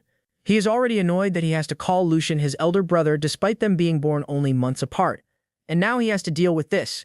Biting his thumb, Joshua pushes his brain into maximum overthinking mode before his eyes suddenly widen. Calmly, he states that since Lucian started sword training, he will naturally need a sparring partner. He orders the butler to prepare 2 real sharp swords instead of cheap wooden practice blades. With a nasty smile spreading across his face, Joshua tells himself that he simply needs to remind Lucian that their power dynamic has not changed at all. Coming back to our hero, he asks the Sword Saint what he would do if he found someone equally capable. Although it might take some time to locate that person, they would surely make up for that delay. He promises that the person would be able to leave a mark on the Sword Saint even 100 years from now. The old man smiles and claims that he feels he has left our hero with a difficult task. He then tells the young master not to bother with this matter anymore and thanks him. Our hero thinks that this definitely must have felt like a joke to him, since even the most famous swordsmen are mediocre in his eyes. However, he tells himself that the Sword Saint can still keep hope. If our boy is someone regarded as the perfect vessel, then there must be someone with the perfect talent out there. In the past, he knew a person who was thinner than a stick and learned a very inferior version of swordsmanship, and yet remained at the top. The story then shifts to a group of knights rushing at a lone figure. In a flash, all the knights get sent to the afterlife with their throats slashed. That person only had pure talent as he became one with the sword. He was known as the sword demon Felix. Our hero tells himself that the guy will be his strongest vassal and will become the disciple of the Sword Saint. Going back to the training arena, Aizen tells our hero to show what he has learned so far. He instructs him to strike the wooden target 3 times in 3 different ways. He adds that since our hero can control mana, he should do a 4th strike using it. The young master locks in, thinking that this is the first time he has gripped a sword after reincarnating. He figures that he will need to control his strength, but then recalls that the real Lucian did learn swordsmanship.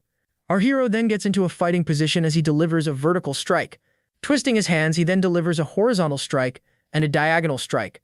Finally, he concentrates mana into his sword, rushes towards the wooden target and blows it away with his attack.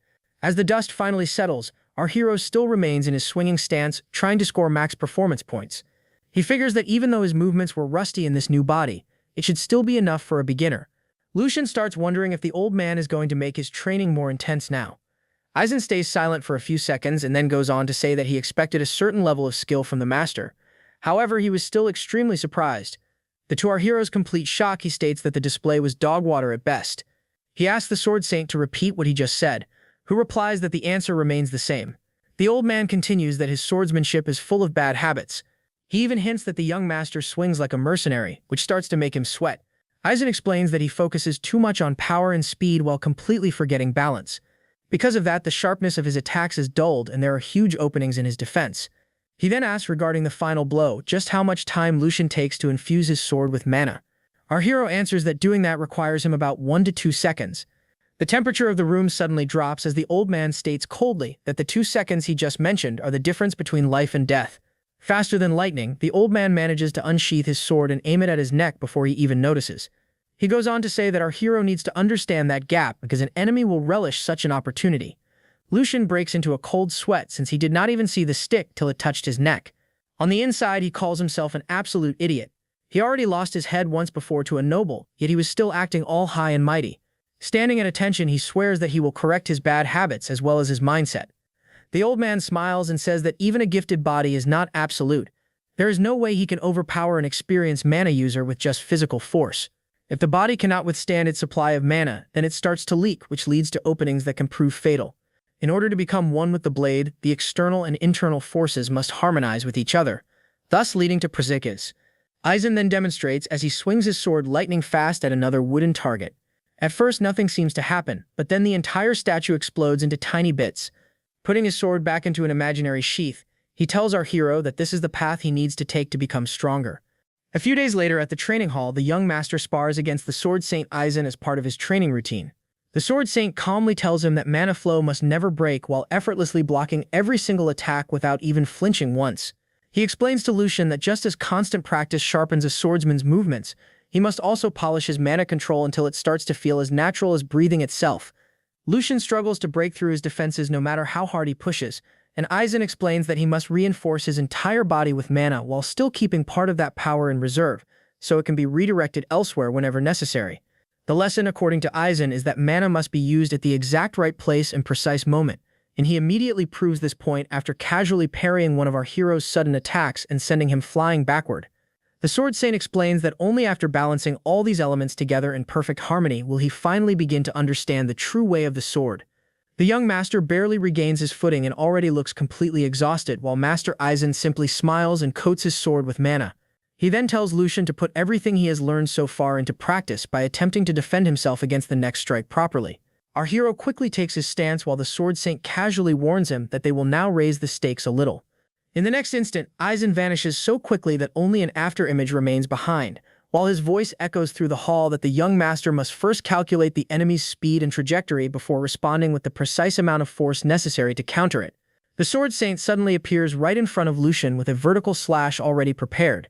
At that moment, our hero finally pieces together that the true core behind Sir Aizen's teachings lies in becoming one with nature itself, much like the endless flow of water. Through this harmony, a swordsman can bridge flaws in technique while minimizing wasted energy and still release overwhelming power at maximum efficiency. Determined to move forward, he channels mana into his sword and raises it to block the incoming strike. The entire training hall instantly erupts with brilliant light and the deafening sound of both attacks colliding head-on. The two swords clash together alongside their mana, and while Sword Saint Aizen remains completely calm, Lucian pushes himself with everything he has left. Then suddenly, Aizen pulls his sword back and calmly declares the training session over, before advising our hero to engrave the sensations he experienced today deep into his soul. According to him, that alone would already be enough to raise Lucian into the ranks of a first-class swordsman, and our boy can only answer the praise with a tired laugh before collapsing flat onto the floor from pure exhaustion. He then looks up at the Sword Saint and sincerely thanks him for the lesson. After some time passes, the maintenance crew arrives to clean up the training grounds and clear away all the shattered debris scattered around the hall. The workers stare at the destruction in disbelief and quietly wonder what kind of monstrous training the young master just survived.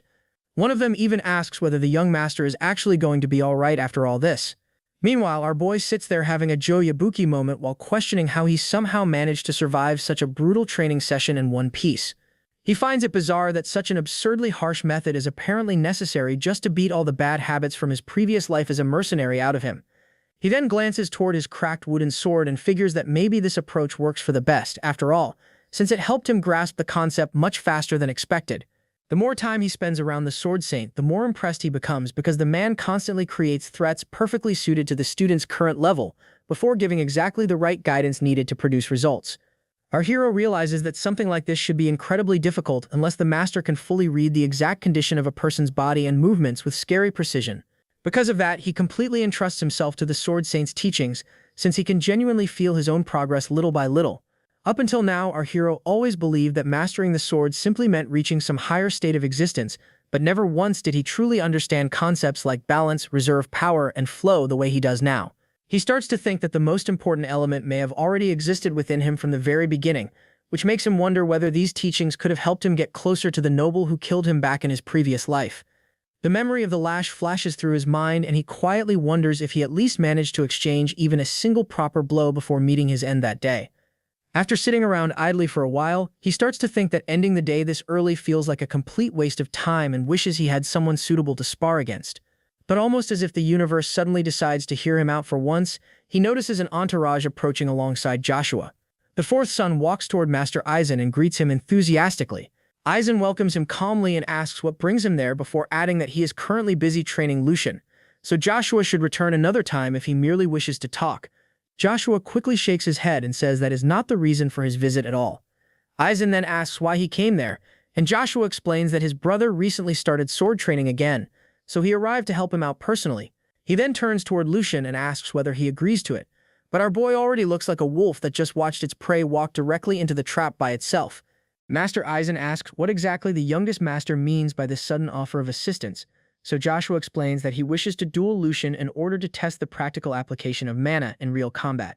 He then adds that he has not had the chance to properly interact with his brothers for quite some time, so he considers this the perfect opportunity and politely apologizes if his request sounds rude before asking Aizen to allow the duel. Meanwhile, our boy quietly marvels at the silver tongues carried by the heirs of the Valdec household.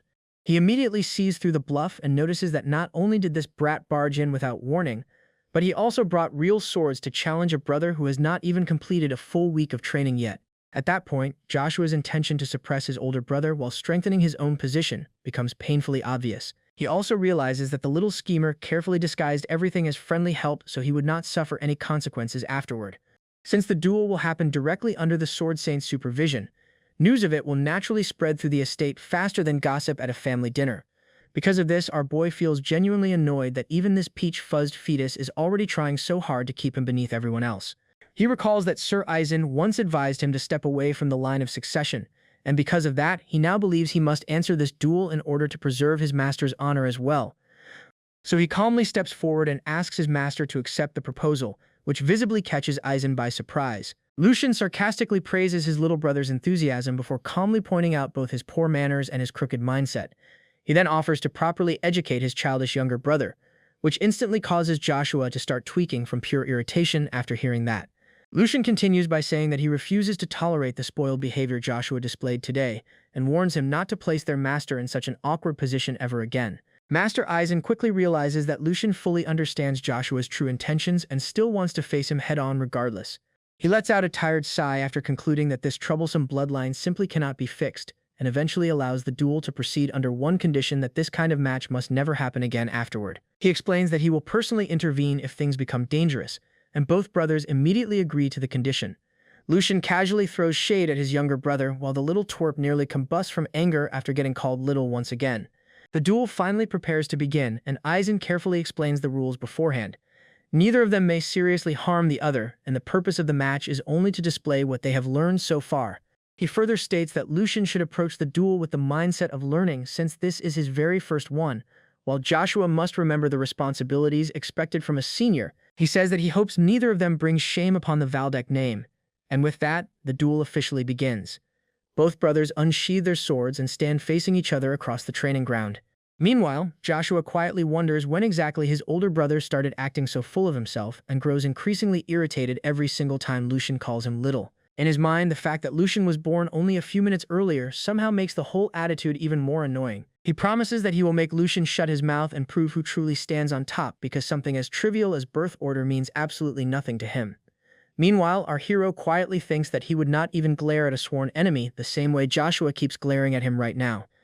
He slowly takes his stance and cannot help but feel nostalgic after finally holding a real sword in his hands once again. He recalls that nearly 2 months have already passed since his reincarnation, and quietly reflects that if he were still fighting as a mercenary, he would have already prepared every dirty trick imaginable just to secure victory.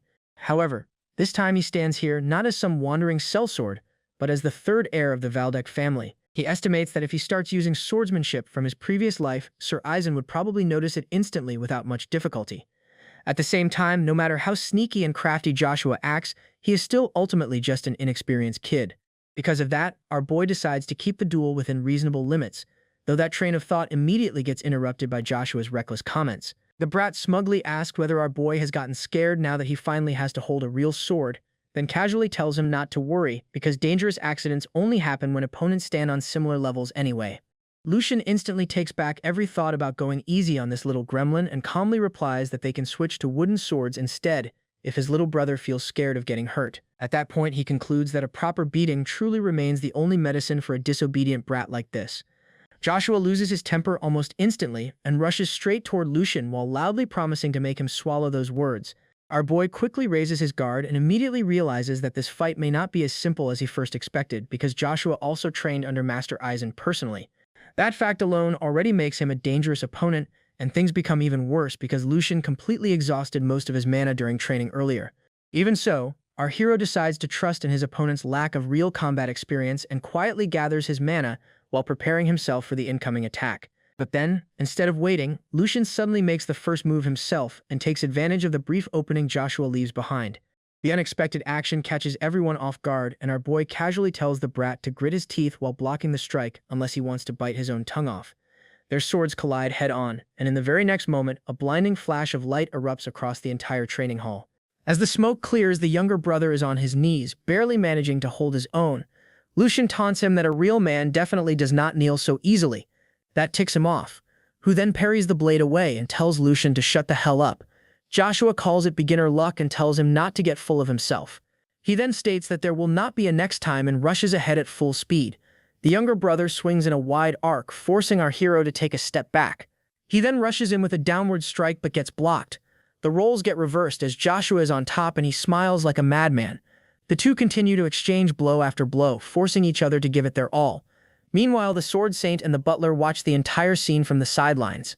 The fat man tries to reason with Aizen that perhaps the fight is getting a bit too rough. He explains that Joshua has always been wary of his brother, especially considering they are close in age. Because of the constant comparison, the younger brother developed feelings of resentment. That is why whenever the name Lucian is mentioned, he loses all reason and goes haywire. The butler is afraid that this could lead to a fatal accident. However, the Sword Saint tells him that his concerns are unnecessary. Even though Joshua is impulsive like a barbarian, he is still aware of his position in the family. The old man then reveals that the butler's concern should be the exact opposite, which catches him by surprise. Aizen goes silent and thinks that such a thought should not be entertained, given that Joshua is more skilled. Lucian's body has untapped potential, but he still lacks experience, while Joshua has average talent but has honed it through endless training. To put it simply, even if you take out swords from the duel, the difference in their skill is not something that can be overcome with luck. Even so, Joshua still lost control of his emotions and is now throwing his advantage out the window. On the other side, Lucian is quietly waiting for that opening to appear. That gets the old man thinking that to remain calm in such a situation requires someone who has overcome fear itself. This means that either Lucian cannot sense fear through sheer idiocy, or that he has experienced the jaws of death while holding on to dear life. Crossing his arms, Aizen feels like the situation leans more towards the second option. Coming back to the fight, the two are still hacking at each other at full strength. Joshua taunts him, asking where all that bravado went and why he did not listen when he was being considerate. He tells Lucian to forfeit while he still has the chance. Our hero gets annoyed by how arrogant his younger brother is acting. However, he figures that it must be thrilling for Joshua to finally defeat his elder brother. His entire body is vibrating from the power of the blows he is blocking. Originally, Lucian wanted to end this fight in a single attack since it is extremely easy to take down someone who lets their emotions run wild. The only thing he did not account for was how skilled Joshua really is, and that he was depleted of mana before the fight. He does not even have enough to properly support his body, which is why he decides to pour everything into one final move. Our hero finally stops holding back and parries the next attack. That catches Joshua by surprise, who starts wondering why his brother's blade suddenly got heavier. Looking at his condition, the younger brother thinks there is no way Lucian has enough strength left. Joshua guesses that this must be his final push, and announces that he will end things right now. He brings his sword crashing down, but then our hero locks in, stating that he was hoping for this. Joshua smashes his sword into the ground, only to realize that our boy somehow dodged the attack.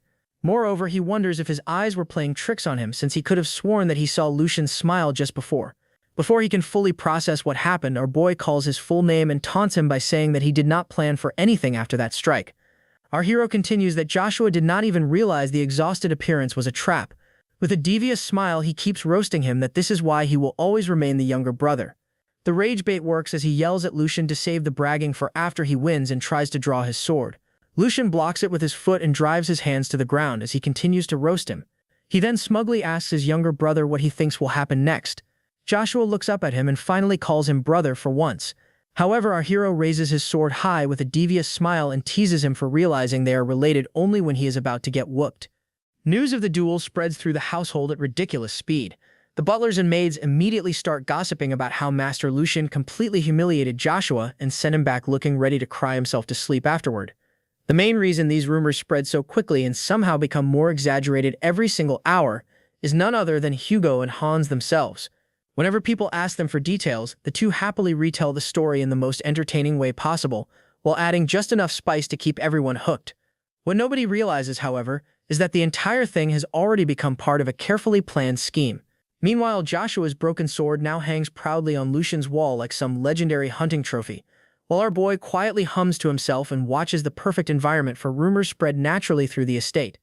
Deep down, he even thinks his little brother got off surprisingly easy this time. Back on the day of the duel, the moment Lucian crushes Joshua's sword beneath his foot, The brat immediately calls him brother out of pure fear. Our boy raises his sword and coldly points out the hypocrisy behind that sudden change in attitude. Joshua instantly panics and starts begging for his life, only to realize that Lucian's strike was actually aimed at the sword instead of him. Joshua's blade snaps cleanly into two pieces, and our hero quietly leans closer before warning him that if he ever tries another stunt like this again, things definitely will not end so peacefully next time. He then advises Joshua to mind his own business and behave like a proper younger brother for once, which causes the shaken brat to nod his head obediently without another word.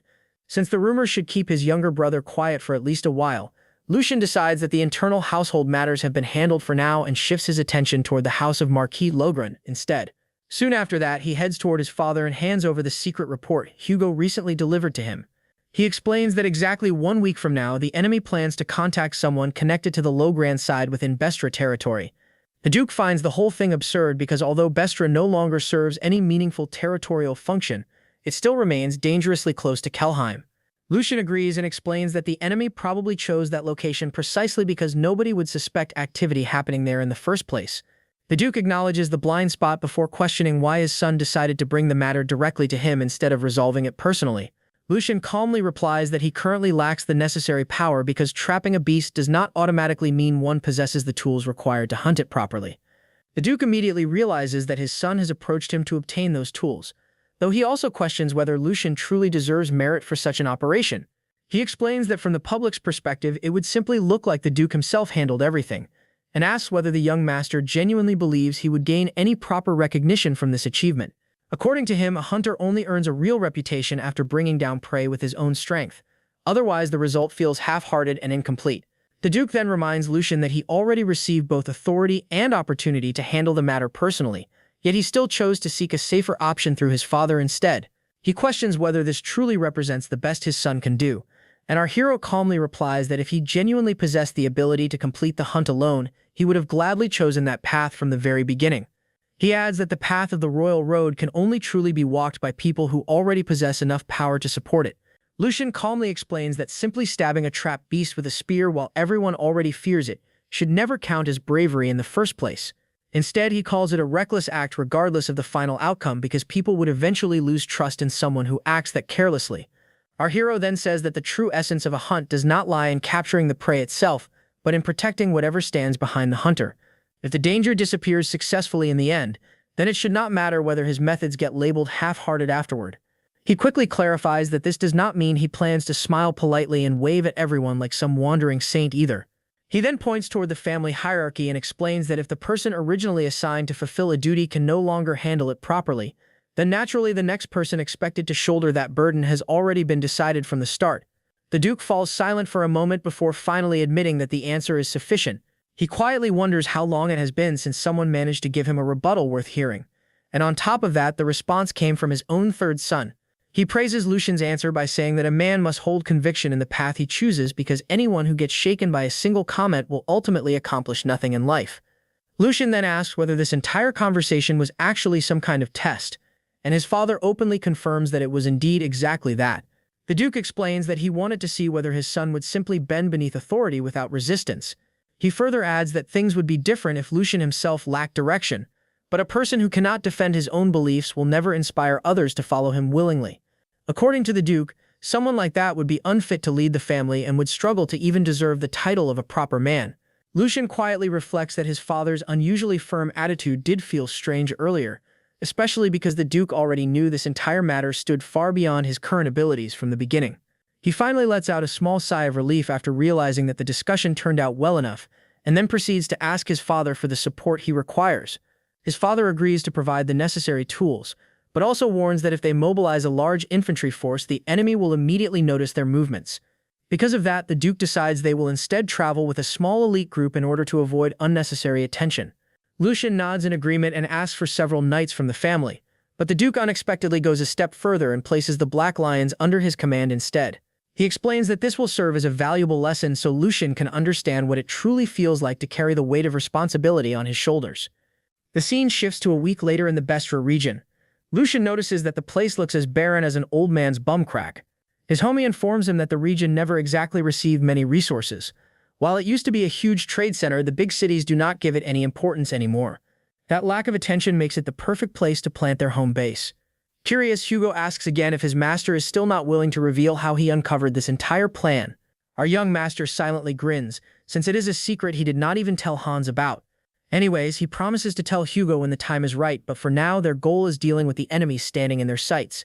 Assuring him that everything is set, he checks with Hugo to see if their trap is ready, to which the man replies that his insiders will pass along the same fake information he ordered them to spread. The storage room looks completely inconspicuous from the outside. Then Hugo also tells his lord that the requested item is ready, but they still need the men he recruited earlier. Our protagonist suddenly throws out a strange question, asking if Hugo is judging him for using his father the Duke's men. As a former leader, Hugo understands that sometimes going overkill and playing it safe is better than risking failure. That said, he does admit that being useless in this situation stings badly. He wishes he were stronger and could make his lord proud. Patting the big guy on the back, our young master comforts him, saying this is only the beginning of their climb to the top. Biding their time patiently does not mean they have slowed down on the path toward his ultimate goal. Brugge then tells him he is old enough for Unschlo status, but he still has a long life ahead of him. Hearing that, Hugo reminds him that their age gap is not even that wide, giving Lucian a painful reality check. He finally realizes that in this life, Hugo is only in his early 20s like him. Anyways, the two patiently wait because their target has not arrived yet. Just then, the two go pale when they hear a dominating voice speak Hugo's name from behind him. The giant instantly turns around with his sword drawn, but his adversary blocks that weak-sauce sword strike with one hand. The ominous man calls his swing pathetic. Hugo is left baffled, noting this is the first time someone has completely dominated him in physical strength like this. Lucian orders his right-hand man to stand down with a calm voice. After all, the man is not their enemy. Even then, he questions the Black Lion guard on why the heck there is such an obvious murderous intent pouring out of him. After retreating from the pressure, Hugo asks in disbelief if the men he recruited really are the Duke's Black Lions. Not just anyone can hire them, since they are the secret forces only deployed by the Valdec family to handle their dirty work. He admits without hesitation that these mad lads are exactly the force he will use to make this mission a success. Saluting their young lord, the leader of the Black Lion Guards explains that he merely tested the bodyguard. That was the only reason behind his hostile aura. Seeing them for the first time, Jake feels surreal witnessing the secret force he only thought was a myth in his past life. What chills him is that the insane rumors did not exaggerate anything at all. He was completely on edge, yet they still slipped past his senses like ghosts. Even as the seasoned mercenary tries reading their expressions, he cannot figure out a single thing from those monsters. Not just one, every single one of these maniacs is a nightmare to fight against. Yet he smiles, since that is exactly the kind of force he needs at his disposal. It even surprises him that the Grand Duke was generous enough to lend them to him as a show of support. Moving on, he gets everyone on the same page that House Logren fell for their bait and should be arriving any moment now.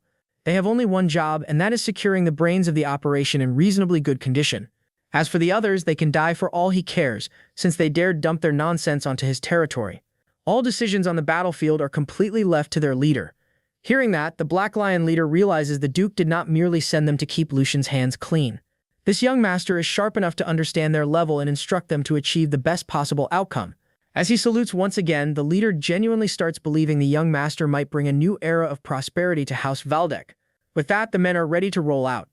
At sunset, the Logren family's carriage finally arrives at the factory after a long delay. Tired of sitting on his gold-plated cheeks all day while sipping wine, the Logren family's fourth son, Philip, keeps whining to his maid that he never wanted to come to this dump in the first place. Merely following his father's orders, he orders her to prepare to leave as soon as he's done. He grits his teeth in anger, finding the place smells like garbage.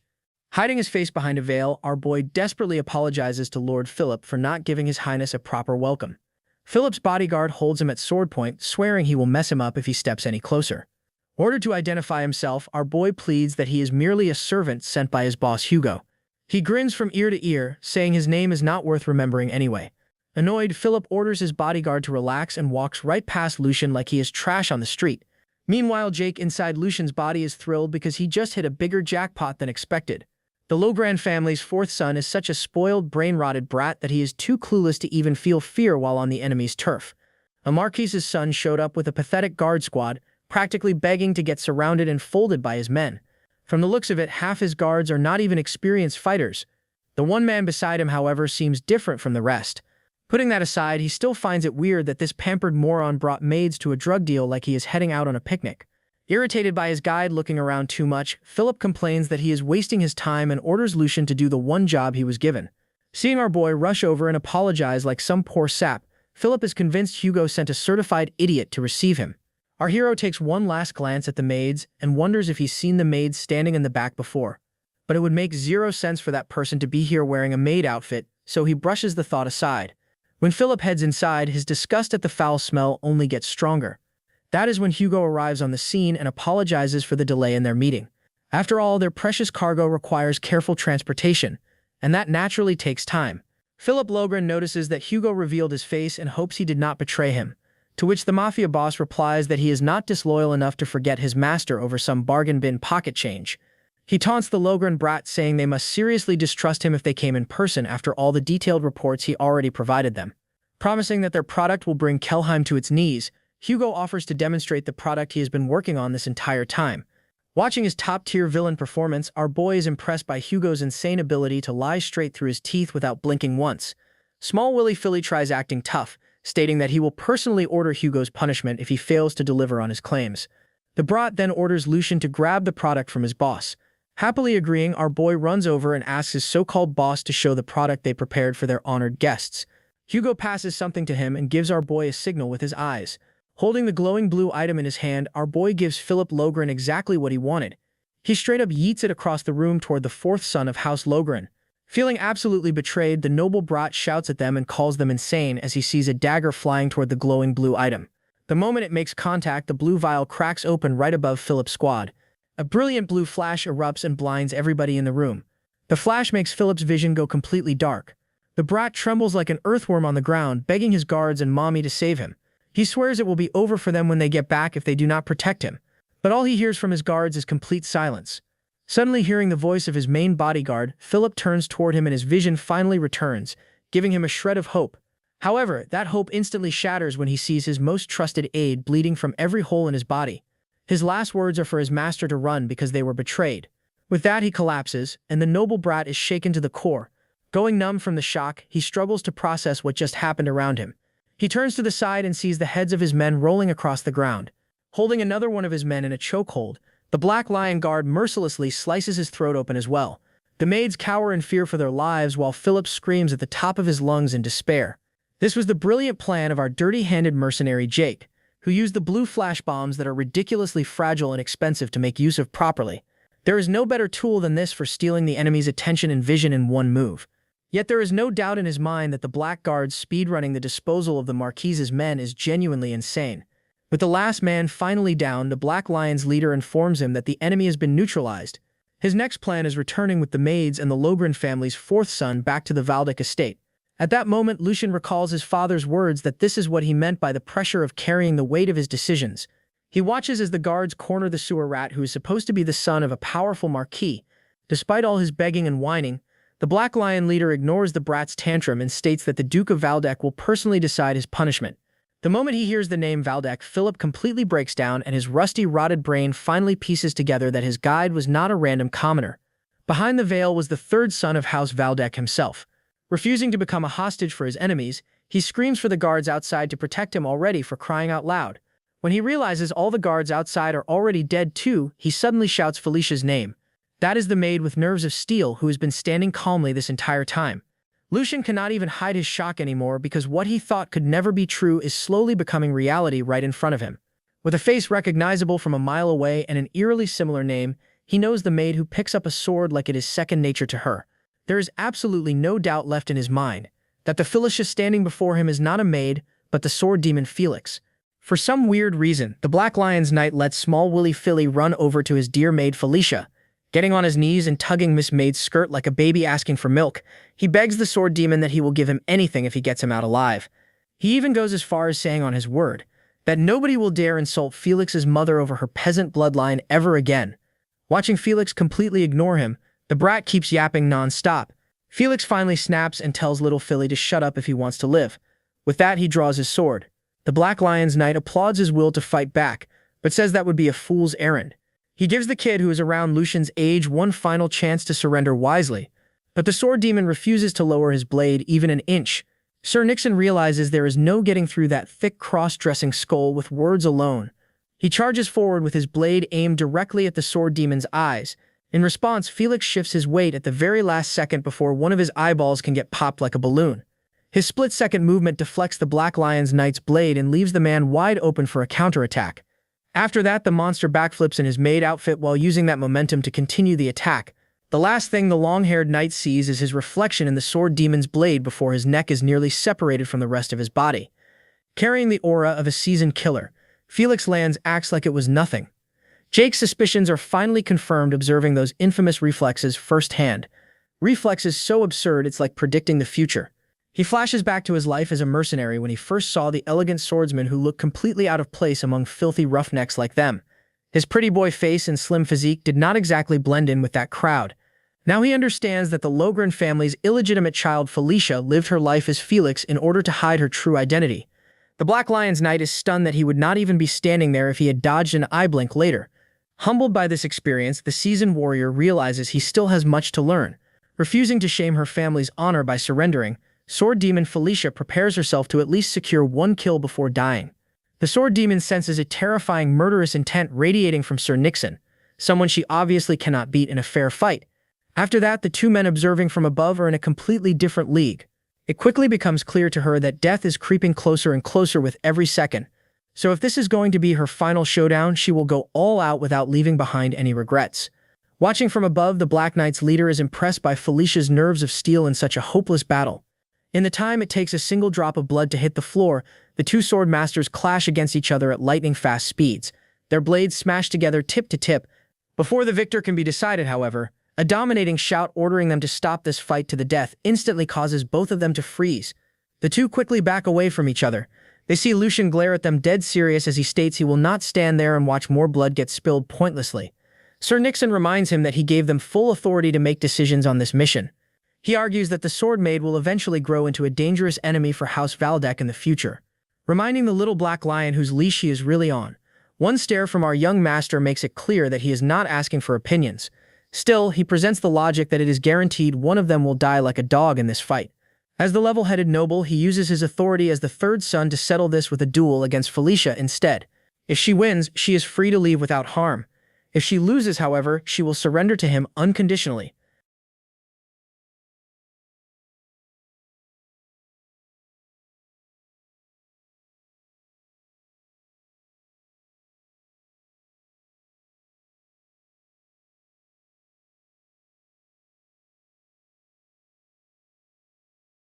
Felicia cannot believe what she has just heard. The young master has actually challenged her to a duel. She hesitates as she appears stuck in a moral loading screen, but Willy Philly immediately snaps at her and reminds her that she is his slave, not a philosopher. According to him, she should accept the offer without delay and make sure her master's safety is guaranteed. The guy keeps trying to gaslight her, saying she should be more concerned about her precious brother. Then, as if that was not low enough, he drags her mother into the conversation and demands that she prove she is not some disappointing copy-paste version of her. Hearing that, Lucian immediately cuts him off in anger and tells him to stop insulting people who died protecting him. He even warns the guy that if he continues running his mouth wild any further, he can expect to lose his big bad tongue. To give the lady a proper guarantee, Lucian raises his voice and announces to everyone present that he alone will bear responsibility for any consequences that follow. He instructs all his subordinates to honor his promise if he loses. After that, he extends his hand toward Felicia and asks her to proudly draw her sword. Sir Nixon turns toward Raymond and asks if he truly intends to sit there and watch all of this. He explains that he is genuinely worried because Felicia not only blocked his sword earlier but even managed to injure him. Nixon points out that she likely has never received any formal training. Yet the gap in raw strength between her and the young master is still far too large. He urges Raymond to make a decision quickly. Raymond admits that he shares the same concerns, but for once he wants to observe the situation before acting. When Sir Nixon objects, the big guy explains that the young master himself already told him everything Nixon is saying now. Lucian even spoke about Felicia's extraordinary talent earlier when borrowing his sword. Because of that, Raymond believes the young master must already have a plan and is fully aware of the situation he is stepping into. Meanwhile, Felicia's respect for Lucian continues to grow. She finds him completely different from the other nobles she has met, considering he willingly disguised himself as a lowly servant and even stepped into a duel for the sake of his people. She still cannot understand what exactly he hopes to gain from this fight, but unlike everyone else, she is painfully aware that he should have absolutely no chance of defeating her. She silently vows to remember this noble for the rest of her life since he has given someone like her an opportunity that nobody else ever would. In return, she promises herself that after subduing him, she will leave quietly without causing any more trouble. Lucian, however, has other plans and confidently declares that if he wins, she will be coming with him to Helheim. As the duel begins, Felix decides to end things in a single strike. She wants to avoid leaving any unnecessary wounds on the young master. She rushes forward at full speed before leaping into the air and bringing her sword down with a powerful attack. However, Lucian somehow blocks what should have been an unstoppable strike, forcing the lady to retreat and create some distance. Sakakis immediately becomes anxious because she is certain that Master Lucian's breathing, movement, and reaction speed should all be inferior to hers. Lucian knows the reason she is being pushed back is because she has already exhausted a huge amount of mana while fighting the Black Lions earlier.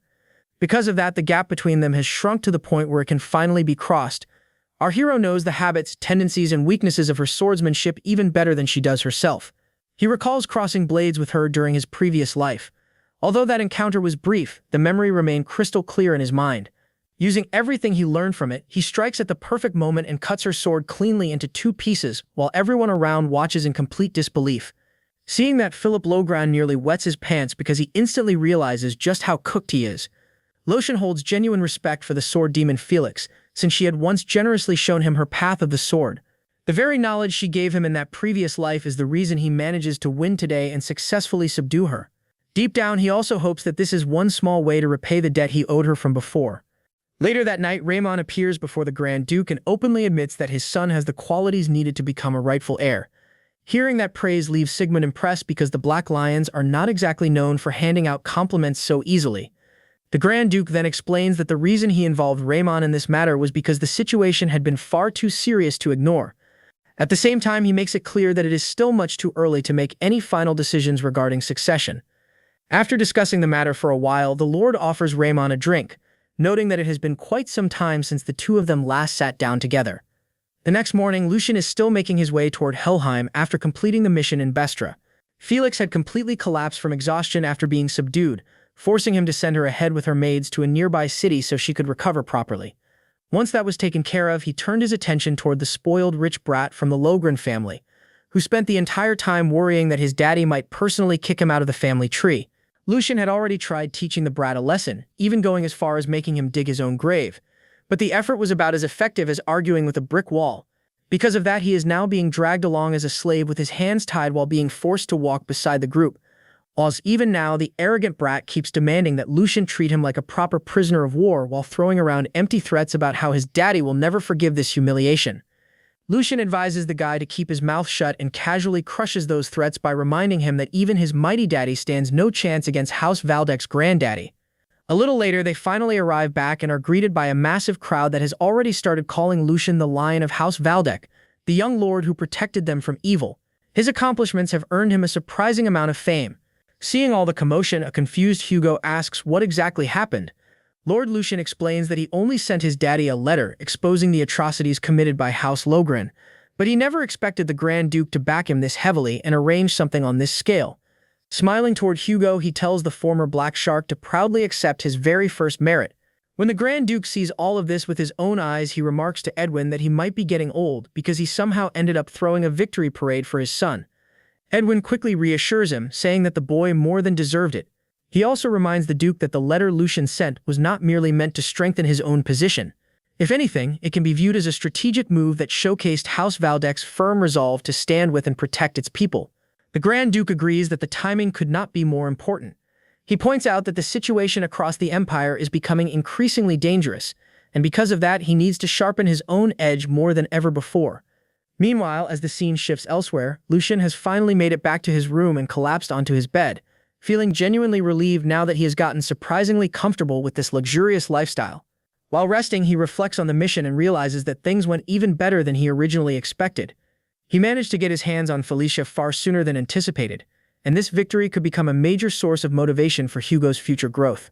On top of that, Lucian left a strong impression on the Black Lions, which is arguably the most valuable piece he secured during the entire operation. As he lies there thinking, he cannot help noticing that he is steadily getting closer to the power he now yearns for. The thought makes him wonder how his old comrades from his previous life would react if they could see the amount of progress he has already made. After organizing his thoughts, our hero finally gets back on his feet because there is still one important task left, collecting a generous reward from his daddy. As the scene shifts, Lucian stands before the Grand Duke, who casually remarks that luck seems to have sided with his son during his very first mission. He specifically praises him for capturing the real son of the Marquis, since that alone is the strongest piece of evidence they could have possibly secured. Lucian gladly accepts the credit while smoothly adding that it was only possible because his daddy lent him the Black Lions in the first place. He then asks Daddy Sigmund about the fate of the Marquis's son, pointing out that the man's father is unlikely to stay idle after this. The Grand Duke explains that Bernhard Logran is a snake-like man who would not act rashly as long as he still has at least one heir left, which is more than enough for him to keep his focus. The Grand Duke then turns the conversation back and asks what reward Lucian would like, lightly mocking him by saying he already understands that the letter was not just sent for a simple victory parade and calling it a day. Lucian seizes his moment and is about to request Hugo's promotion to knighthood, but he gets cut off mid-sentence. His daddy is already one step ahead, and reminds him that his new recruit has recently been tied to a conspiracy involving House Logran, so granting knighthood cannot be overlooked or rushed. Lucian tries to argue and beat around the bush, but the Grand Duke shuts it down again, explaining that a knight must earn their own achievements and honor, something Hugo has not fully proven yet. The Grand Duke instead offers to prepare a new identity for the man, but decides to postpone any official knighthood validation for now. Lucian accepts the decision without resistance, admitting that he let his excitement get ahead of him. He then shifts his request, choosing something less extreme this time, and asks his dad to arrange a meeting between Felix and the Sword Saint. The Great Daddy is visibly stunned because that was not a request he expected at all, but after a short pause he agrees to it. Meanwhile, Felix is currently staying in a prisoner of war camp, though it is a specially maintained facility reserved for nobles. She quietly wonders if there has been some mistake, because everything from the lavish meals to the medical treatment feels far too comfortable, and she even worries they might charge her for it later since she is completely broke. Felicia quietly hopes for the best and finally allows herself to feel a bit relieved, realizing she has escaped the hell she had been trapped in for so long. For the first time in a while, she lets herself think about the sword again, remembering her duel with the young master and silently wishing she could face him once more in proper combat someday. Just as she is lost in those thoughts, the young master himself appears in front of her and calmly informs her that according to the physician, she is suffering from severe malnutrition and exhaustion. Without wasting time, he immediately asks Gual if she can still pick up a sword again. Felicia gets confused and asks what he even means by picking up a blade again. Lucian lightly mocks her by asking if she plans on turning her stay here into a lifetime subscription at the prison instead. He casually takes her bread and starts eating it while complaining about how much trouble he had to go through just to bring her here in the first place. Our hero then directly reveals his intention and asks her if she truly wishes to continue honing her talent with the sword. After receiving a hesitant confirmation, he tells her that he plans to recommend her as a disciple to Sword Saint Eisenbrittner. Felicia immediately snaps back in anger, telling him to stop joking around because a mere commoner, especially a woman like her, cannot even dream of something like that. Lucian understands her reaction and realizes he may have spoken too directly. He gives her some space so she can calm down and turns to leave, only telling her not to abandon the sword because it is the only thing that truly belongs to her. Hearing a man stand up for her like that, especially after her own brother once stripped her away from what she loved most, she suddenly rushes toward Lucian with tears in her eyes and asks if he really means what he said. To make it sound even more real, Lucian swears it on his Valdec name. He then recalls a conversation from his previous life where she once told him that her wish was never to become a noble or a commander, but simply to dedicate her entire life to the sword itself. She then accompanies Lucian and Hugo and finally arrives at the place where she is supposed to meet the Sword Saint. There, Lucian notices his daddy and butler Edwin already waiting. Lucian immediately asks his father why he is here, and learns that even he did not want to miss the meeting between the Sword Saint and Felix. Hugo and Felix quickly bow down to show respect to the Grand Duke. The Grand Duke praises Hugo for his performance, although he lightly taunts him while reminding him how his achievements are still overshadowed by the mistakes of his past. Hugo does not make excuses and simply apologizes for his neglect. The Grand Duke then informs him that his son had still proposed a knighthood for him and even sacrificed his own rewards for it. Hugo feels genuinely delighted hearing this, realizing that the young master actually kept his promise. The Grand Duke then tells the big guy that the request has been denied and orders him to focus on building even more merit, adding that he is looking forward to that day. Hugo promises that he will live up to those expectations. The Grand Duke then turns to Felix and reminds her that she is a Logran and should understand better than anyone the stakes Lucian has risked for her sake. He makes it clear that if she fails to prove her worth, Lucian will be labeled a pathetic fool, showing just how much Lucian has put on the line, even risking his standing for her. When the Grand Duke asks her directly if she is worth that risk, Lucian steps forward and answers on her behalf. He argues that people may call him a fool for now, but they will soon realize the truth, even referring to her as a hidden gem.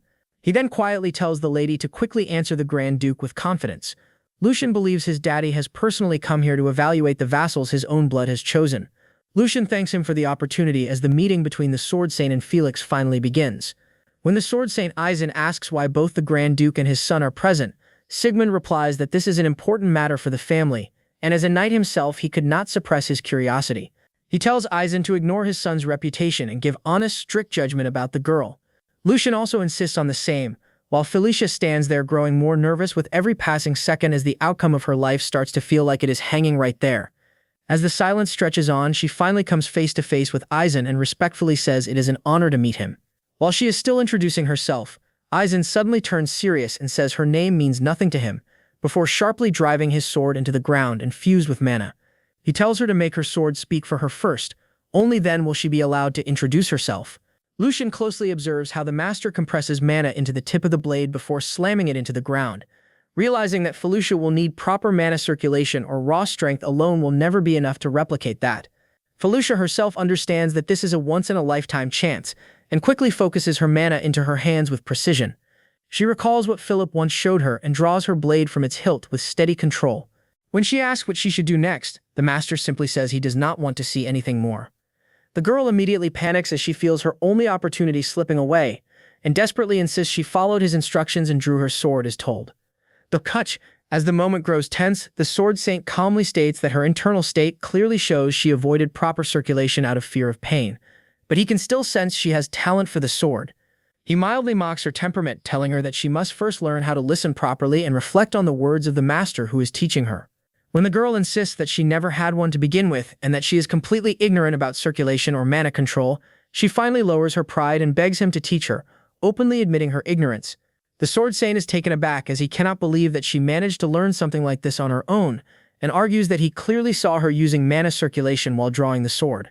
The lady insists that she only used what she had seen her brother do, explaining that whenever that blue energy pulses through him, the weight and speed of the sword changes in a way she tries to copy. The Sword Saint treats it as nonsense at first, unable to believe that someone could simply perceive internal mana just by watching and decide to replicate it, especially since even he needed years of training to sense it properly without physical contact.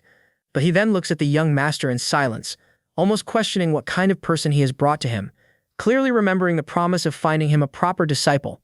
As the story fast-forwards, the battle between the Sword Saint and Felix has already started heating up. Felix moves in at top speed and appears right behind the Sword Saint, but Eisen easily blocks her attack while calmly telling her that her blade is still blunt and her resolve is already starting to weaken. His mockery only fuels Felix further, as she grows more desperate to land a clean hit. She realizes the man in front of her is the true pinnacle of swordsmanship, yet she refuses to give up on her dream no matter what. She tears up part of the ground and smashes it forward with her sword, using it as momentum while charging straight at the old man. The Sword Saint gets slightly impressed by her unorthodox approach and allows her to pour all the resentment she has been holding inside into her strike. The girl's aura even takes the shape of a saber, but the Sword Saint still manages to block it without breaking a sweat. While watching closely, the Grand Duke asks his son if he knows what truly makes a swordsman reliable, and then answers himself by explaining that it is mind-numbing repetition along with experience gained on real battlefields. He describes this harsh path as something unavoidable for true swordsmen, and makes it clear that only those who survive it are worth keeping around. The Grand Duke compliments the girl and tells his son that his judgment was correct, meaning Lucian has once again proven his worth. Our hero, however, attributes all the credit to his daddy, saying that he is the one who provided the opportunity in the first place, otherwise this kind of talent would have been wasted. Even though the Sword Saint easily holds the blade, he can still see the unwavering gaze in the girl's eyes, along with a natural knack for the sword similar to the kind he has been searching for. As he finally accepts her, he tells the girl to speak her name once again, this time with pride and her head held high. Felicia introduces herself properly as Felicia, though she sadly admits that she was never given a surname by her mother or the House Logren. Hearing this, Eisen Brittner calmly calls her Felicia Brittner and tells her that he will give her his name, and gladly adopt her as his daughter. He promises to teach her everything about the way of the sword, but also warns her that her life will become extremely difficult from this point onward. He then kneels down, placing his hand on the girl's shoulder, and apologizes for judging her too quickly. He asks her to prove him right with her sword the next time her father tries anything stubborn. With that, a new legend, Felicia Brittner, comes into existence. The rumors about Felix becoming the disciple of the Sword Saint because of the third son spread like wildfire and quickly reached the House Delight. Normally, no one should have been worried since the Sword Saint always remained neutral when it came to House Valdec's succession. But no one truly knows Felix's real intentions, and because of that, House Delight starts worrying that the balance of power might now shift in Lucian's favor. They have always favored Geordie, the second son, seeing him as their preferred choice, but now they begin reconsidering and even wish to shift their support toward Lucian instead. The head butler receives letters from various families and appears before the Grand Duke to report his concerns. He explains that he has already taken the measures he considers necessary, but anything could still be expected. Sigmund comments that people will do anything to make their child the next head of the house, while failing to realize that this kind of greed only ends up destroying their own children and the future as well. As the Grand Duke takes his leave, he instructs Edwin to summon all his children for dinner. He wants to give them a fair chance and prove their own worth. The message reaches the three sons currently in the mansion, and since the first one is already out on the front lines, the remaining ones are called in to join the dinner table. Lucian gets greeted warmly in a way he did not expect at all, and the servant's attitude alone shows just how much his standing has already improved. He silently thinks about Felix's future, wondering just how much of a monster she will eventually become. After that, he enters the dining hall where his siblings are already sitting. He immediately notices their nasty and miserable expressions, which is honestly exactly what he expected. Edwin helps him take his seat properly. Once seated, the second son of House Valdec casually greets everyone and brings up how long it has been since they all met. He asks Geordie if that is right, only to get sharp and rude comments back, basically telling him that he really thinks he will keep getting lucky every time. Our hero just plays along, clapping lightly while happily saying that he knows exactly how much Geordie cares about him. He cleanly mocks the second son without leaving any obvious trace and makes sure to properly get under his skin. He further adds that he already handled the maid Jenny generously when she was caught for embezzlement, and reminds them not to overlook his kindness. Lucian successfully gets him enraged, while the fourth son simply watches quietly, observing everything in silence. Eventually he steps in, thinking that if Geordie keeps staying quiet, Lucian's ego will just keep growing without reason. He tells his brother that he is crossing the line and should show proper respect to their elder brother Geordie. When Joshua tells Lucian to apologize to Geordie while thinking he has neatly turned the situation around, he instead gets a sharp reply from Lucian. Lucian tells him that he is actually having second thoughts about whether they should have a more direct physical conversation that day, while casually reminding him of his previous miserable defeat. With that, he successfully irritates the fourth son just as much as he did the second. The atmosphere keeps getting heavier with every passing second until the door slowly creaks open and everyone immediately straightens up in obedience. The Grand Duke scolds them for raising their voices during their only time together, before dropping a sudden bombshell that he is planning to send them all to the battlefield, leaving everyone completely stunned. As the scene transitions, all of them are seated for dinner when the Grand Duke asks if they are familiar with the Imperial Liberation Front. He explains that they are the remnants of vassal states still trying to break free from the Empire. The Grand Duke continues, saying they are known for inciting rebellions and not hesitating to even assassinate nobles when needed. He then adds that traces of them have recently been sighted in the Bornholm borderlands, which is exactly why he has already sent his first son Tristan to eliminate them before the situation escalates further. Sigmund Valdec states that everything was going smoothly until he received a recent report about a large monster migration, although even that is still unconfirmed. This so-called Great Monster Migration is a phenomenon where certain groups of monsters suddenly multiply at abnormal rates and then leave their own territory in search of prey to sustain their growing numbers. The threat level can vary significantly depending on the type of monsters involved, but in the worst case it could even wipe out an entire castle along with 10 villages. The daddy argues that they cannot be fully certain of this yet. Still, Lucian replies that if it turns out to be true, it would become a huge burden for Tristan, since he would be dealing with rebels and monsters at the same time. As he mentions that he now understands why their father wanted to send them to the front lines, the daddy simply smiles and asks if anyone is willing to volunteer to assist their elder brother. Geordie dismisses it as a waste of time, thinking that Tristan would end up taking all the credit anyway, no matter what they do, and asks Daddy if it is even necessary for them to go, since they lack proper battlefield experience. He instead suggests sending their knight orders for the task. The powerful Daddy then turns to Joshua and asks for his opinion. Joshua agrees with Geordie and says he feels the same. However, Lucian suddenly raises his voice against the idea, calling it impossible to proceed that way. He argues that deploying more troops could be seen as a suicide move, since the lords in Bornholm might interpret the Valdec actions as using the rebels as a pretext to reveal ulterior motives. Joshua gets heated and says that if those petty nobles dare to look at their house with suspicion, they could simply issue warnings against them and shut the matter down immediately. Lucian replies that while he might be partially right, there is still a real possibility that the Empire itself starts harboring similar suspicions. On top of that, their enemy, the Marquis faction, could easily slip through that opening and strip House Valdek of its influence. The Grand Duke agrees with Lucian, stating that a large-scale troop movement would definitely create problems no matter how strong their relationship with the imperial family is.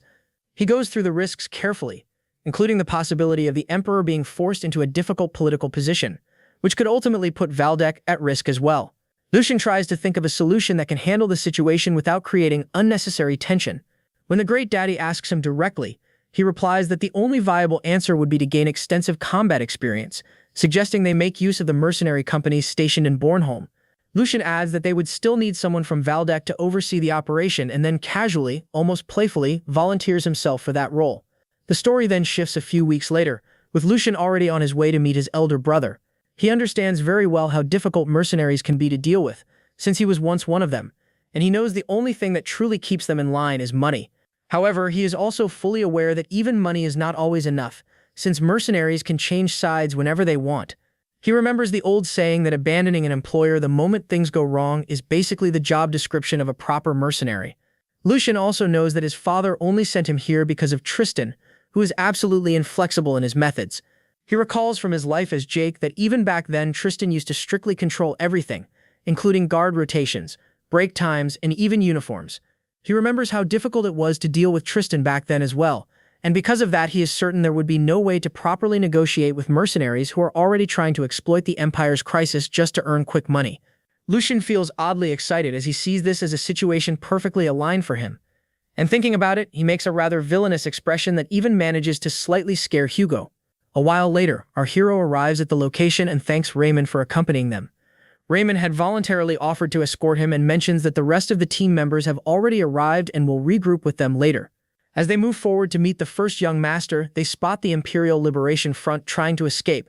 The group panics and does their best to get away, and on the way they notice Lucian ahead of them, immediately assuming he is just some spoiled noble kid. One of them almost draws his blade, but Lucian is already far ahead of him, appearing right in front of him in an instant, and taking him out in a single clean motion. Seeing their captain get taken down in a single strike without even a drawn sword, the Liberation Front members immediately realize they have provoked the wrong person, as this is clearly not an ordinary opponent.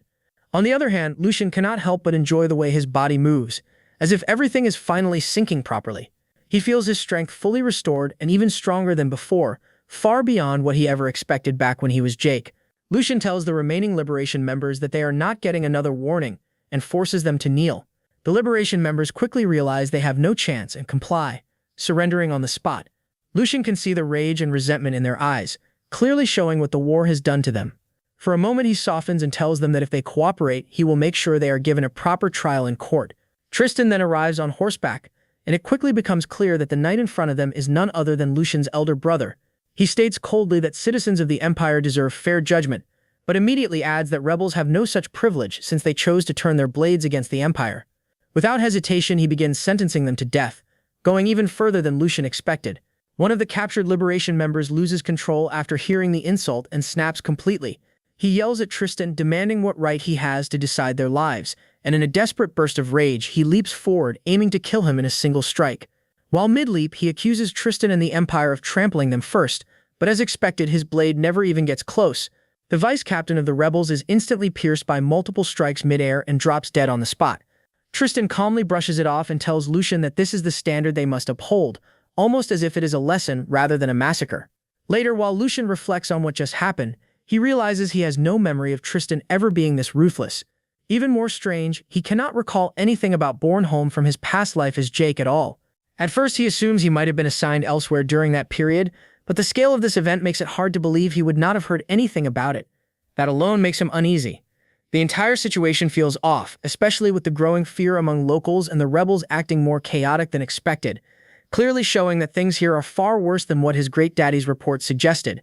Lucian walks up to Tristan and comments that instead of being short-handed, the defense here is practically non-existent.